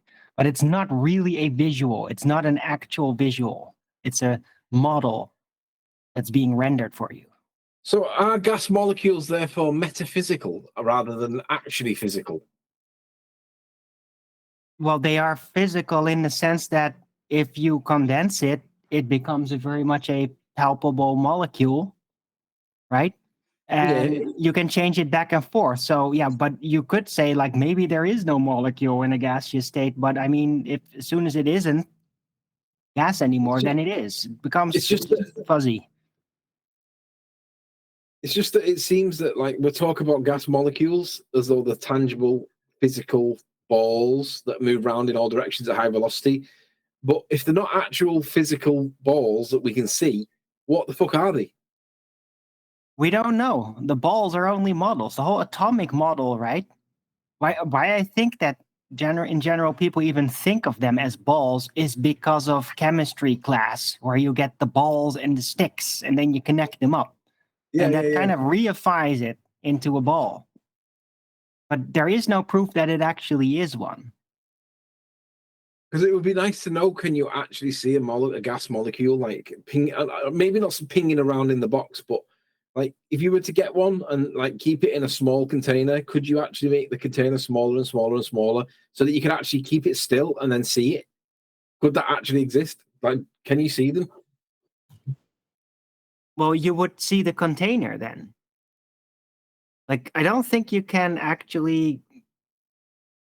Yeah, I mean, you got to realize what seeing is, right? It's light. So either light goes through gas or it reflects off it. But I mean, I don't think, it just doesn't work. You can't single it out. You just can't single out gas molecules. You just really can't do it. Like, if and then see it. Because what would you do, right? You would have to isolate it like in a vacuum chamber. How the hell do you know where it is then? Like, yeah, but that's what I mean. How do you even know that they're a molecule? Are they not? Is it not more accurately described as something metaphysical? Well, the thing is that how you know there is still something there is to compare it with something else. And then compare the rates. And that's how you know, or that's how you calculate how much of it is there, presumed amount of molecules, right? Mole, all that. But it's beyond calculation. No, there is no actual optical measurement like that. Well, Neil, you were right. Just let Arwen go. Thanks for saving the show, Arwen. What are we on now? You're welcome. Are gas molecules physical matter, John? Yeah, of course. Can you get them to stay still under a microscope and actually see the molecule? They don't stay still, and you can't see them with your conventional microscope. You probably need electron microscopy. Yeah, but the question, like, are they actual physical matter? Do they actually exist as physicality, or are they? Yeah, I see them. Yes. But what gives you pressure? Yes, but are they spheres though? If you're going to scan with an electron microscope gas, is it going to show you a model of spheres like that? You know, or is that just not? Do they not use it on gases? That's kind of the question. That question is nonsensical on a couple levels. It didn't make sense to begin with. Number one, are they? See, we're jumping all over the place. Anthony said, "Are they he say, are they concepts? Are they physical matter? Can we see them? Are they tangible? Do they I really already exist? Or answered this. I just answered it. You want me to say it again? hang on. I'm gonna have to mute up. He's basically asking if gas are like spheres, like crystalline little spheres, like the atom model. That's basically his question. No, it's not. No, it's not. Mm. It isn't that question? I thought it was the question. Was that the question, Tony? No, it's not. And the dog's growling at him. So no, that wasn't his question. His question was, are they physical matter? No, that's just him being sloppy. Come on. Yes, He knows it's matter. that's what he said. He even repeated it. Oh God, I guess I blurred that out then, because it's too stupid to ask a question like that. I thought it was just like, is it metaphysical? Is the model of an atom when it is in a gaseous state, is that actually just a conception? That's what I thought the question was. That's how I answered it. That doesn't make any damn sense anyway. How can, if you know what atoms are, and we could definitely see atoms, not atom makings, but atoms, then no, gases, no. What? Yeah, but you in a singular one. I mean, with an electron microscope, can you subject gas to that? No. No. Well, then how do you know it's going to be just like the physical matter you can see with an electron microscope through the model? Brother. You can't see anything with an electron microscope. You get an image of electrons. Oh, you don't see. Right. So does the electron pathways reveal when you subject that to gas that the gas is spherical shaped too? That's the question. It's not telling you it's spherical shape. Nuclei aren't spherical shape. They have a ratio of 1 to 1.3 in the way they arrange things. It's only simpletons that say it's a ball, so then they can highlight it to a solar system and simple things like that. There's nothing really like that. But we can't see it. We can't see it. know. You know why? Because we see with photons. Yeah, we see with photons. Yeah.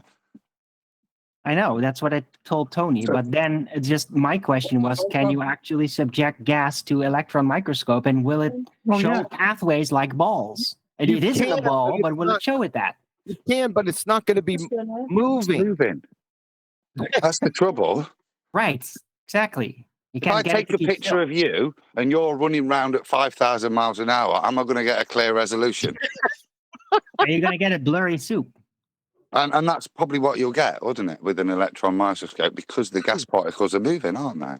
Yeah, but how would you know that isn't the same case then with regular matter, that it is something that's actually moving all over the place and that you just have to go around it, and that's what makes it seem like a ball, even though it isn't?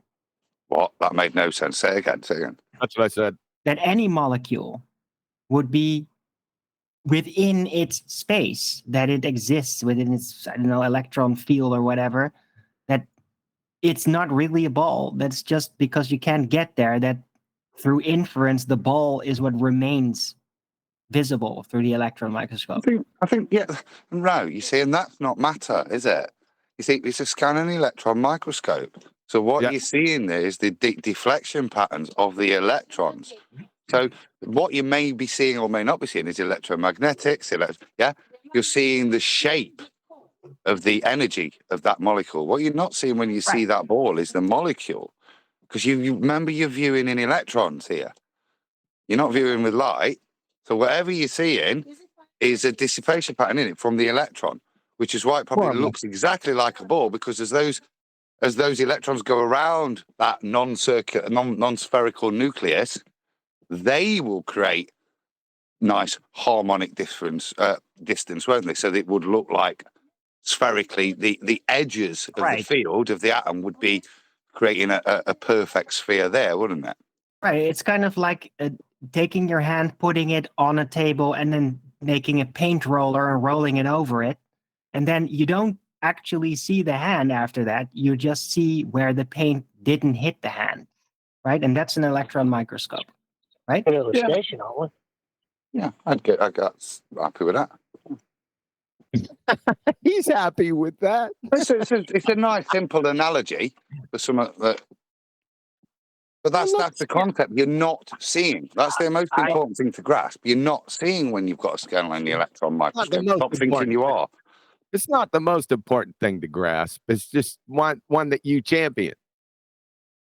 I like it. It's one of those things that's thrown at us that all of these systems don't make sense because you can't see an atom. Therefore, all of the stuff we've shown with valency, molarity, all of these things are nonsense because somebody goes, well, show me a picture then.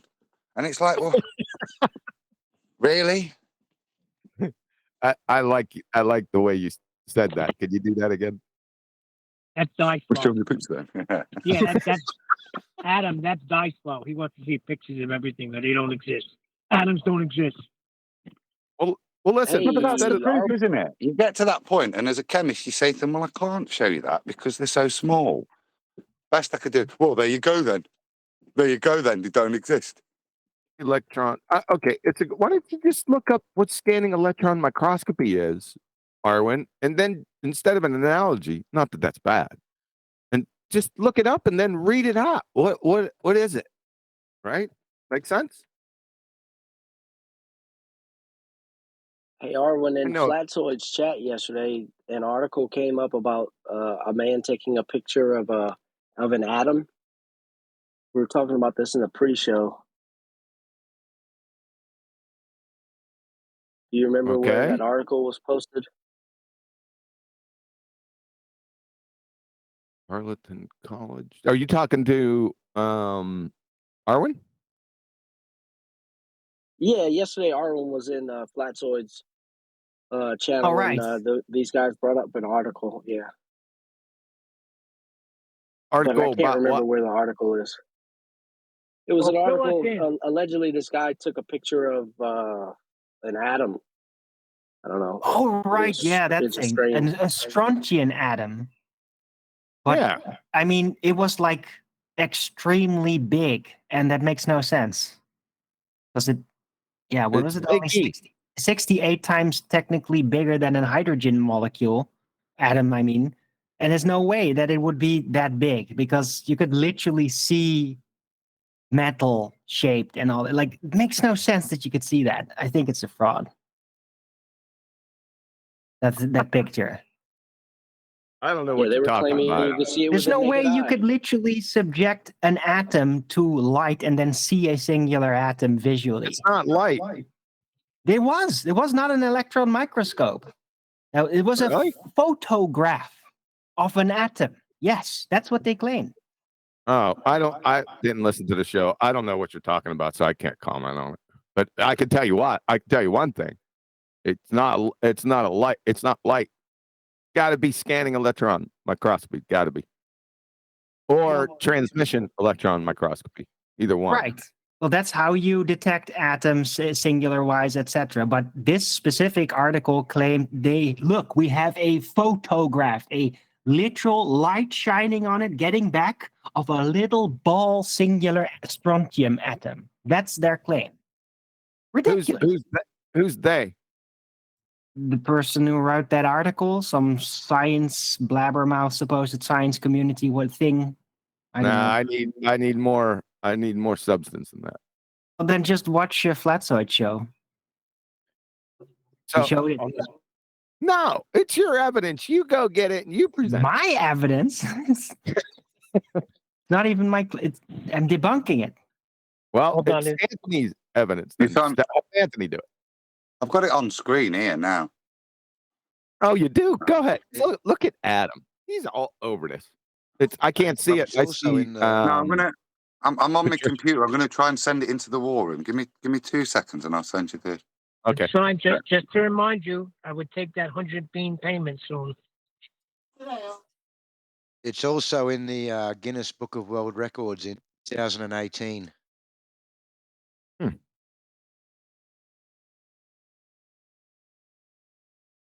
Well, that's wonderful. Like, I just wake up and now I'm into Pete and Pete again.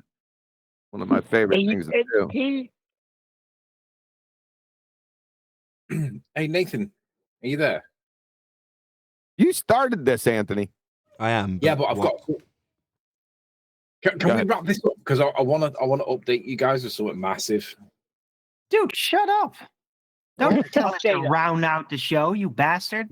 No. Come on. Hold on. Adam owes me 100 beans. In a couple more minutes, I will get 100 beans. What do you got, Anthony? I can't talk about it whilst we're recording. Oh, you want to end the show? Get out of here. We can wait for the beans. No, call it now. If you're going to do it, I need to save 100 beans here. Neil's laid down a bean. I don't want to lose 100 beans. They have to be black beans, so my wife can make camarones al ajillo. Yeah, everyone knows what that is. That's shrimp in white wine sauce. Don't talk about food either on here. Oh, He'll shut down the show. Talk about some type of audio. Sound. Yeah, sound. There you go. By the way, that element sounds really good. That app for elements, I think it sounds way better than what we're currently using.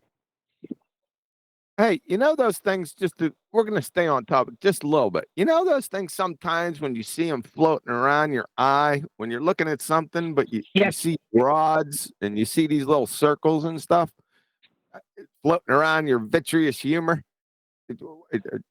What do you think those are? I don't know, but it drives me nuts. I always put them down to a chemical imbalance in the brain, like a hallucination of some kind. Wait a second, because there's always one that seems to just shoot across away from the other one.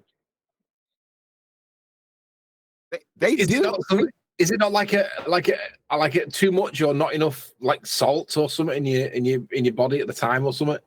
I don't know the cause of it. I'm just asking what the hell are they? And it appears they undergo Brownian motion. Yeah, and if you try catching them by looking at them directly, they fuck off. I always thought it was high blood pressure. Oh my god! It's like what's it called? Schrodinger's cat. But you're never allowed to actually look at the cat. You can see the cat's there in your peripheral view, but if you try looking at it, it fucks off. No, I got a couple of them now. I'm looking at them. They're going down very slow. Oh man! So I went to look up. Maybe what? No, go ahead. You go. No, I just because we were talking about scanning electron microscopy, and I wanted to look up because it's been a while since I'm not a microscopist.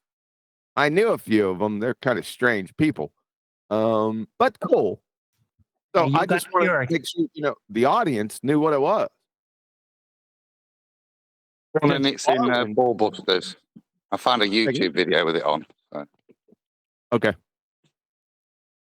I used to have electron microscopy, but I got better.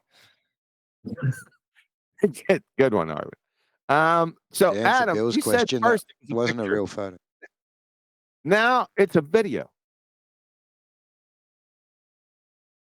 What do you want me to do here? Watch a video? Roger that. Get on with it. Yeah, they were claiming you could see an atom with a naked eye. But, I mean, it's quite ridiculous. I understand that. Just forget about that. It's so stupid. I guess I could watch the video about it. I'm reading about it right now, and it wasn't actually a microscope. It was again the electron pictography, which builds an image. Yep.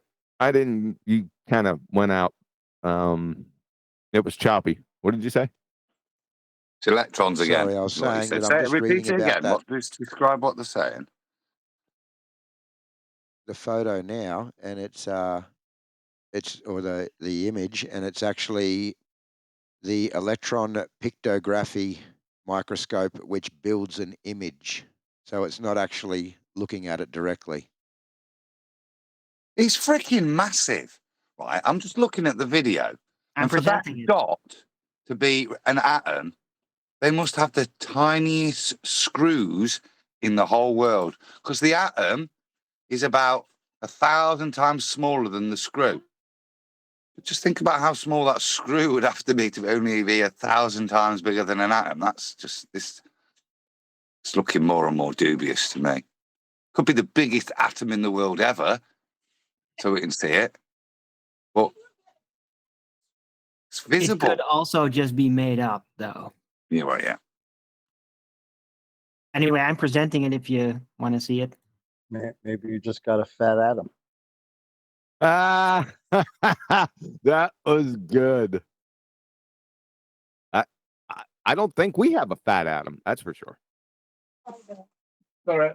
This atom and atom thing It was killing me. strontium, so it's not like it's the biggest atom ever or something. It's not like it's plutonium or something really heavy. No, it's just strontium, a singular atom, and that's going to be that big. That's ridiculous.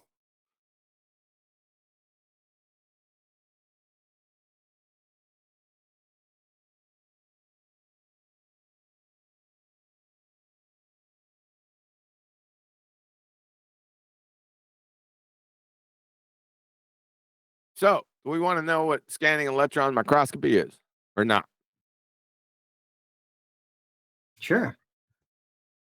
So, University of Wyoming, the scanning electron microscope, SEM, uses a focused beam of high-energy electrons to generate a variety of signals at the surface of solid specimens. Uh-oh. The signals that the signals that derive from electron sample interactions reveal information about the sample, excluding external morphology, that's texture, chemical composition and crystalline structure, and orientation of materials making up the sample. In most applications, data are collected over a selected area of the surface of the sample, and a two-dimensional image is generated that displays spatial variations in these properties. Areas ranging from approximately 1 centimeter to 5 microns in width can be imaged in a scanning mode using conventional SEM techniques, magnification ranging from 20 times to approximately 30,000 times. Spatial resolution of 50 to 100 nanometers. The scanning electron microscope is also capable of performing analysis of selected point locations on the sample. This approach is especially useful in qualitatively, shout out to chocolate, or semi-qualitatively, try that one, determining chemical compositions using EDS. What's EDS? 1 second. What the hell? Energy dispersive X-ray spectroscopy. Say that 3 times fast. Crystalline structure orientations. I'm not done yet. Using EBSD. I'm not going to look that up. The design and function of SEM is very similar to the EPMA. And considerable overlap and capabilities exist between the two instruments. Fundamental principles of scanning electron microscopy. Do you want me to go do that? That's probably better.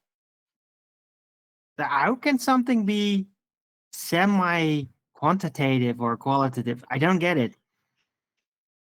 They didn't go into that. That was pretty good. Shout out to chocolate.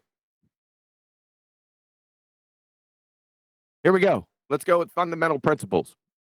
Accelerated electrons in an SEM carry, that's scanning electron microscopy, carry significant amounts of kinetic energy, and this energy is dissipated as a variety of signals produced by electron sample interactions when the incident electrons are decelerated in the solid sample. These signals include secondary electrons that produce scanning electron microscopy images.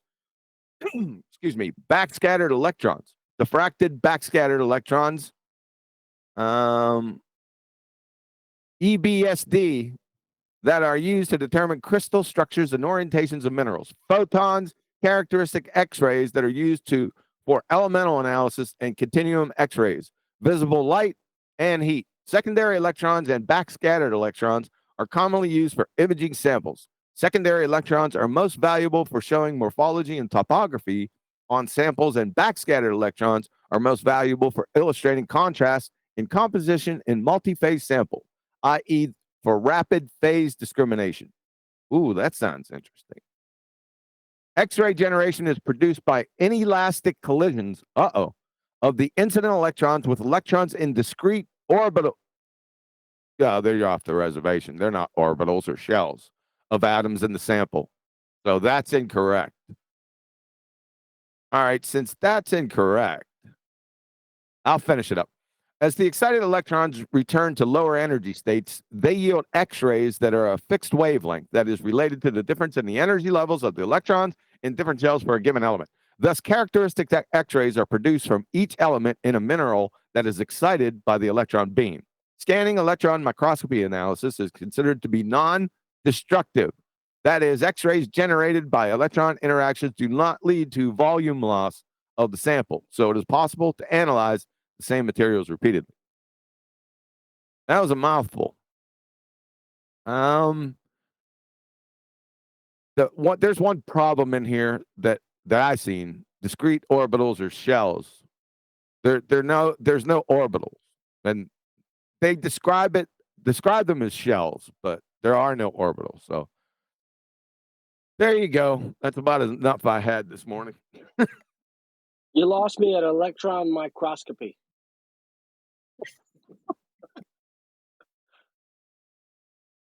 No, just kidding. Thanks, Huey. I don't know what you're thanking me for. I mean, it's pretty in depth.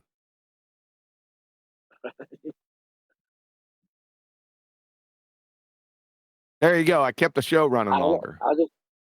What is Yeah, Nathan good job. doing?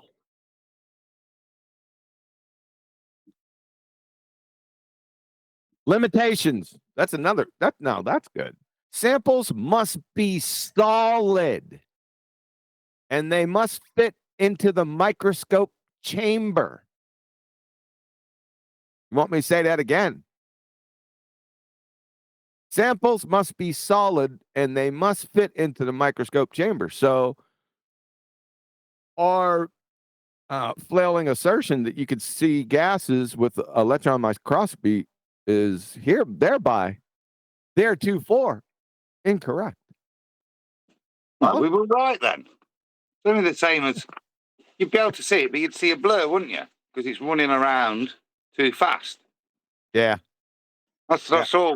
That's all it's saying there. It's not precluding gases. If you could make your chamber the size of the molecule, and you could fix it and hold it, then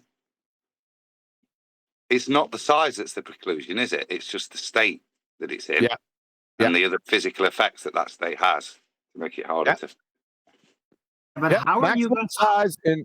Maximum size in horizontal dimensions is usually on the order of 10 centimeters. Vertical dimensions are generally much more limited and rarely exceed 40 nanometers.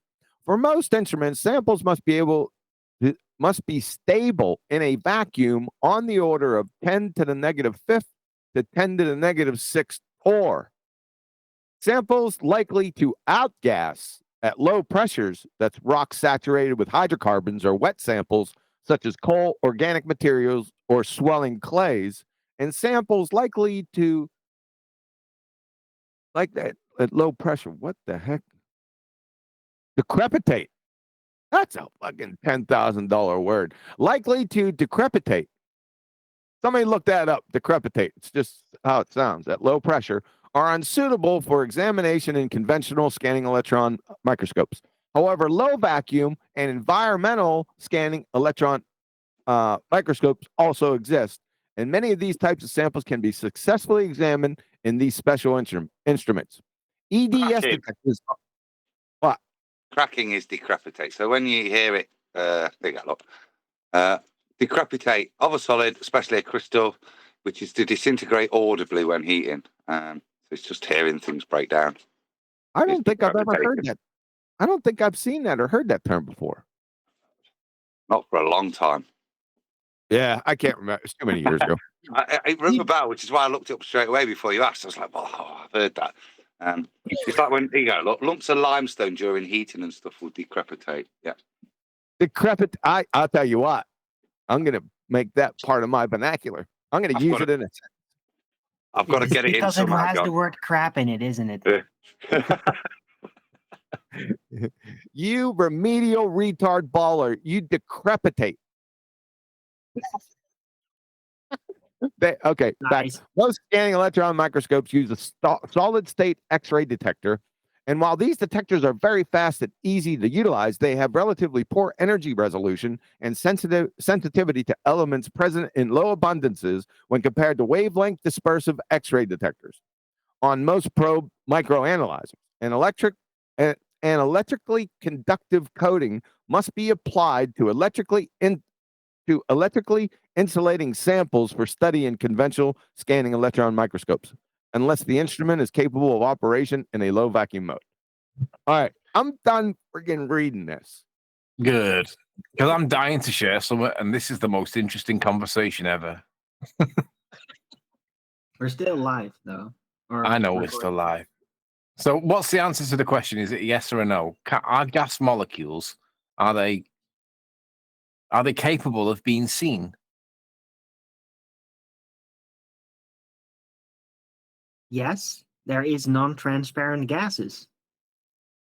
Oh, I'm sorry, I was on mute. The answer to that question, I think, and I don't know this for sure, the answer is most likely no. What? But what about the bromium? That's a gas, right? Yeah, but that's not a gas molecule. That's a bunch of gas together in a tube. That's not a molecule. That's what. Yeah, that's the a question cloud. is, right? But if it's not transparent, even while in gaseous form, then you would infer from that it is visible. So not all gases are transparent and should be visible. Yeah, but if you've got a gas like bromine, like the guy had the bromine, right? You could see that. You could see it move from one chamber to the other, right? So would you be able to see that? So that's obviously not one of those that are transparent. So I guess the question is, could you see a molecule of bromine, right? Or any gas? For example. That would be interesting. So, Tony, the answer to your question, I think, is no. I think you're right. I don't think that you can see a gas molecule. You can only see the cloud of gas molecules because maybe it does something with the light and you can see bending prism effects or whatever. But I don't think you can see the actual molecule itself. Which then begs the question of, well, what is a gas molecule? Is it physical or is it metaphysical? Oh God, no, that's a non sequitur. That doesn't follow. Just because you can't see, you already know atoms and molecules exist. We already know they exist in different phases. You can't then do a whole go all Pete and Pete and say that gases, because we can't see them, are some type of horseshit that you just made up. But what if they just They could be change metaphysical something though. else? Right. Could it not be like evidence of like intelligent design, creation, God, in the sense that they don't seem to be of our realm, like because we can't fucking see them? Yeah, no, because you can compress. You could do a phase transition, and you could, make them into liquids and then solids.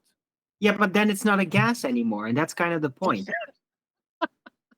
Right? Just like gas doesn't actually have mass in its expanded state, like that, and weigh it. So is it really the same thing as we assume it is just because we can change it into another state? You said and weigh it. You said and weigh it. So to weigh something, that means it has mass? Yes, and it doesn't. Gas doesn't. So if material can change so radically just by changing state in one factor, the mass, then who's to say it's actually going to look the same if so much of it changes? What do you That's mean kind of look the curiosity. Look the same? You're running with this Anthony question on questions that he didn't intend. What I do. Now, hold on a second. He said, let me chase this because it's fun with Anthony. Let me chase this. What you said, it's metaphysical. Gases are metaphysical. Define metaphysical. I didn't state that. I asked, are they if you can't see them, are they physical or are they metaphysical? It was a question. Metaphysical means like supernatural, like not really there. No, metaphysical. What's get a metaphysical definition. doesn't mean not really there. But you That's you just mean the molecule of gas, not gas itself. Yeah, the molecule. What is the molecule? Is it blobs with sticks on it, or is it what is it? It's like you can see what a bacteria is under a microscope, right? Can you do the same with a gas molecule? No. Why not? Because it's too damn small and it's moving really, really fast. Just get a bigger microscope, though, right? We'll get a bigger microphone. Microscope. I'm just wondering, like, Could it be possible to trace the Metaphysics pathway deals of with a the bouncing abstract. singular atom, a gas atom that's bouncing around? Could you Arwen, somehow trace that pathway or something? Arwen, Anthony was right in the middle of his statement. No, it's okay. I just don't know what a gas molecule is, and I've never really found a good definition of what a molecule is. I know how they describe them. I know how the pictures like different color blobs with sticks, and I know how they explain how they behave. But I've never seen one, and I don't believe that they can actually show one. Like they can show a bacteria or an atom or whatever. Yeah, but you said your question whether they're physical. But where will we get gas pressure from if they're not physical? Well, I metaphysical said, can is we just see? an I abstract said, can concept. we see them though? Why, if they are physical, why can't we see them? I just told you. It's okay. Hold on. You It's can okay. see light. That doesn't make light physical. It's not material, right? You can still see. It's energy. No, it's energy. So what you have to define what physical is. Physical is matter or energy. So light, does light have electron volts? When you walk outside here, let me ask you this. You need to fly to Florida in the summertime, and you need to conduct my skivvies experiment. Right? You know what my skivvies experiment is? No. Okay, this is what you need to do. You need to go out. Remember, you're in Florida. It could be Florida or California or Hawaii. So what you do for 5 days, Monday through Friday, from 9 a.m. to 5 p.m., you need to go out and nothing but your skivvies. And you need to sit out in the sun every day for 5 days. And at the end, we want you to tell us whether light has energy or not.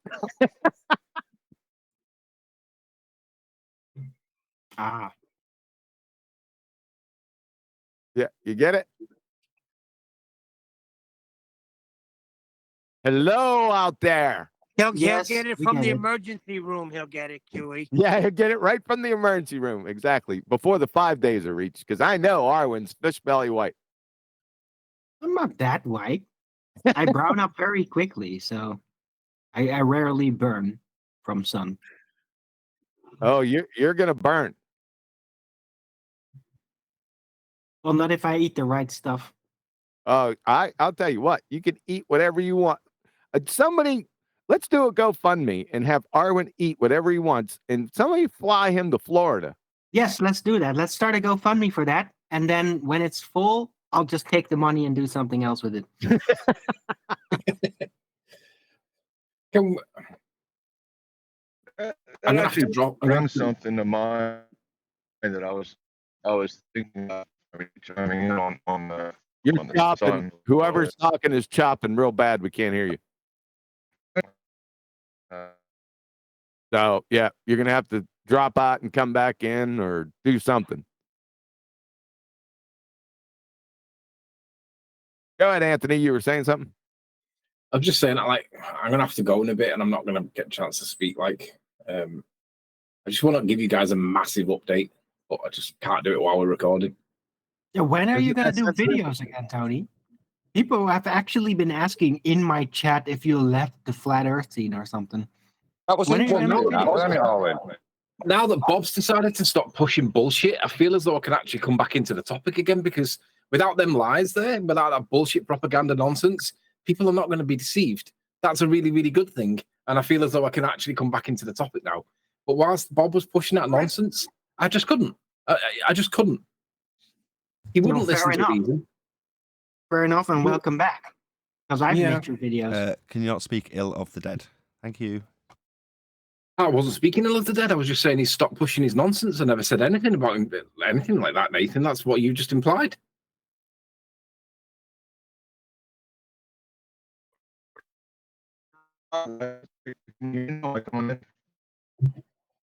Transform and roll out.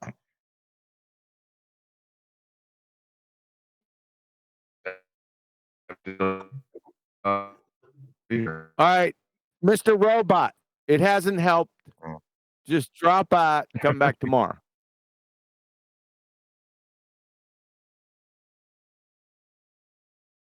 Now, Adam, I just heard you pipe up. What were you saying? Or are you back to taking drugs again? No, I'm just eased off a minute. I'm having a couple of minutes off. I was on about. I found Owen said about Tony. People asking questions about where Tony, because I found that interesting that people were chasing it. Whether they were Owen or whether they were shit steering, there's probably a bit of both. But interesting, it popped up, and I'm with you, Tony. I didn't think that was speaking ill of the dead. You were just saying genuinely why you've been quiet. So. Well, yeah, because if that bullshit's not being spread anymore, I don't feel as though I'm having to fight all the time. Because, like, there are people that don't have an acumen for evidence, and if you don't have that acumen for evidence, speaking ill of the dead. Now, nice to know you're back. That's the good thing. Yeah. No. Let's not. We're not painting that picture of speaking ill of the dead. I'm talking about people that might be influenced by those lies, those false statements of fact that he knew were false, and he kept pushing them anyway. Those people are now not going to be influenced anymore, and that's a good thing. So I feel as though there's a doorway that's opened at the minute, and I'm feeling comfortable again, confident. It's a good thing in my eyes. That story's dead. Well, it's not really, though. I mean, they're shutting up now, but who's to say that they're not holding on to that story even more now? Right? Well, they but can hold on still to it. come back, though. I mean, you just got to do it. And at least there's no fresh, from the top down nonsense, right? In that sense. But I mean, the people that believed in it and went after you are probably still going to do that again. Just because the one that's really talking about that originally, because they passed away, that doesn't mean that people stopped believing that shit necessarily.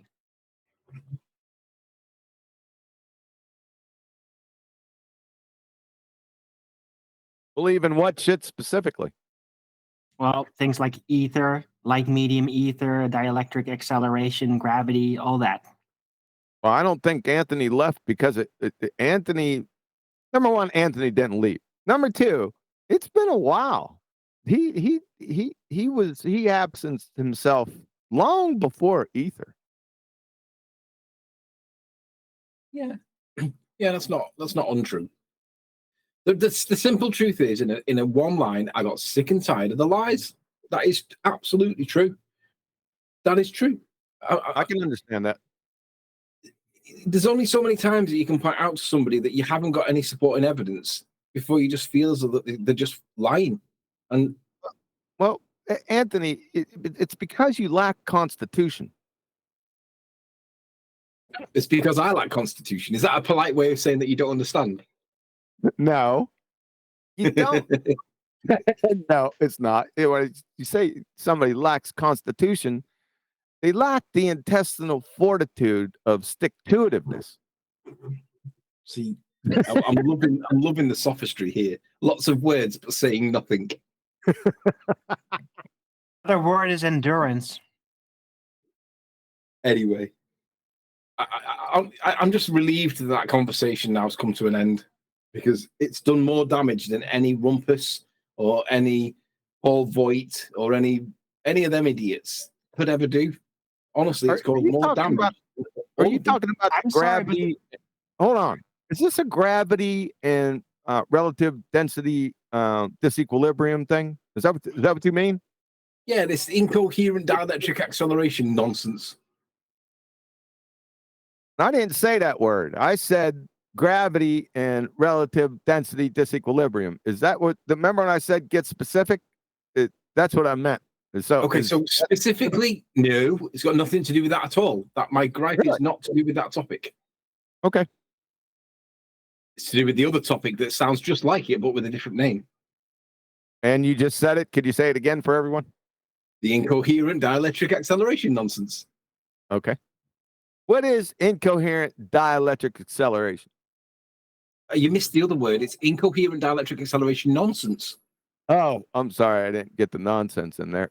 Listen to me. See, I'm a good show host, ain't I? Yeah, you are. Until you lose your temper. Decent enough.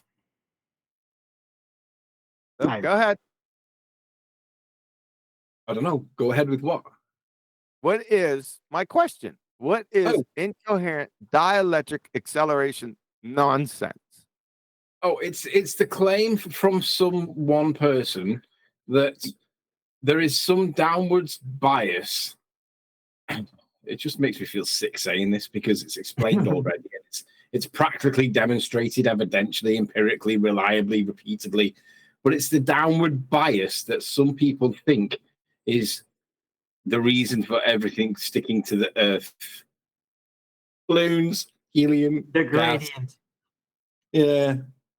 It's just depressingly demoralizing, and I hate having to explain how wrong they are because they just. I don't think you answered my question adequately. I need a citation, from some semi-reputable source. Just look up Ken Wheeler. Definition of that monkey. As far as I'm aware, the citation or the definition comes from Bob Nodell, because that's the only time I've ever heard it said. And it's the, quote, downwards acceleration bias, unquote. That's all it is. Now, can somebody search out incoherent dielectric acceleration and provide what I requested? Doesn't have to be you, Anthony.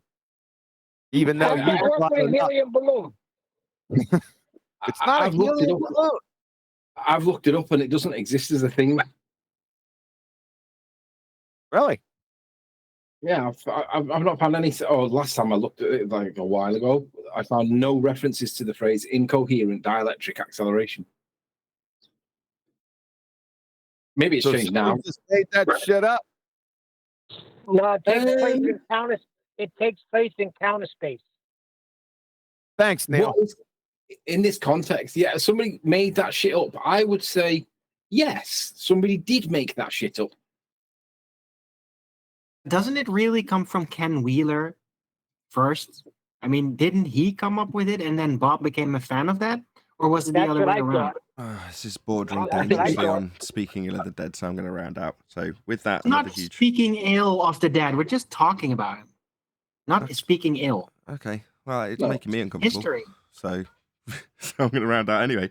With that, another huge, massive, enormous thank you to both Discord and G Plus panels for making today's after show possible. And of course, a massive thank you to all of you in either Nathan Oakley 1980 or Nathan Oakley premiering streams.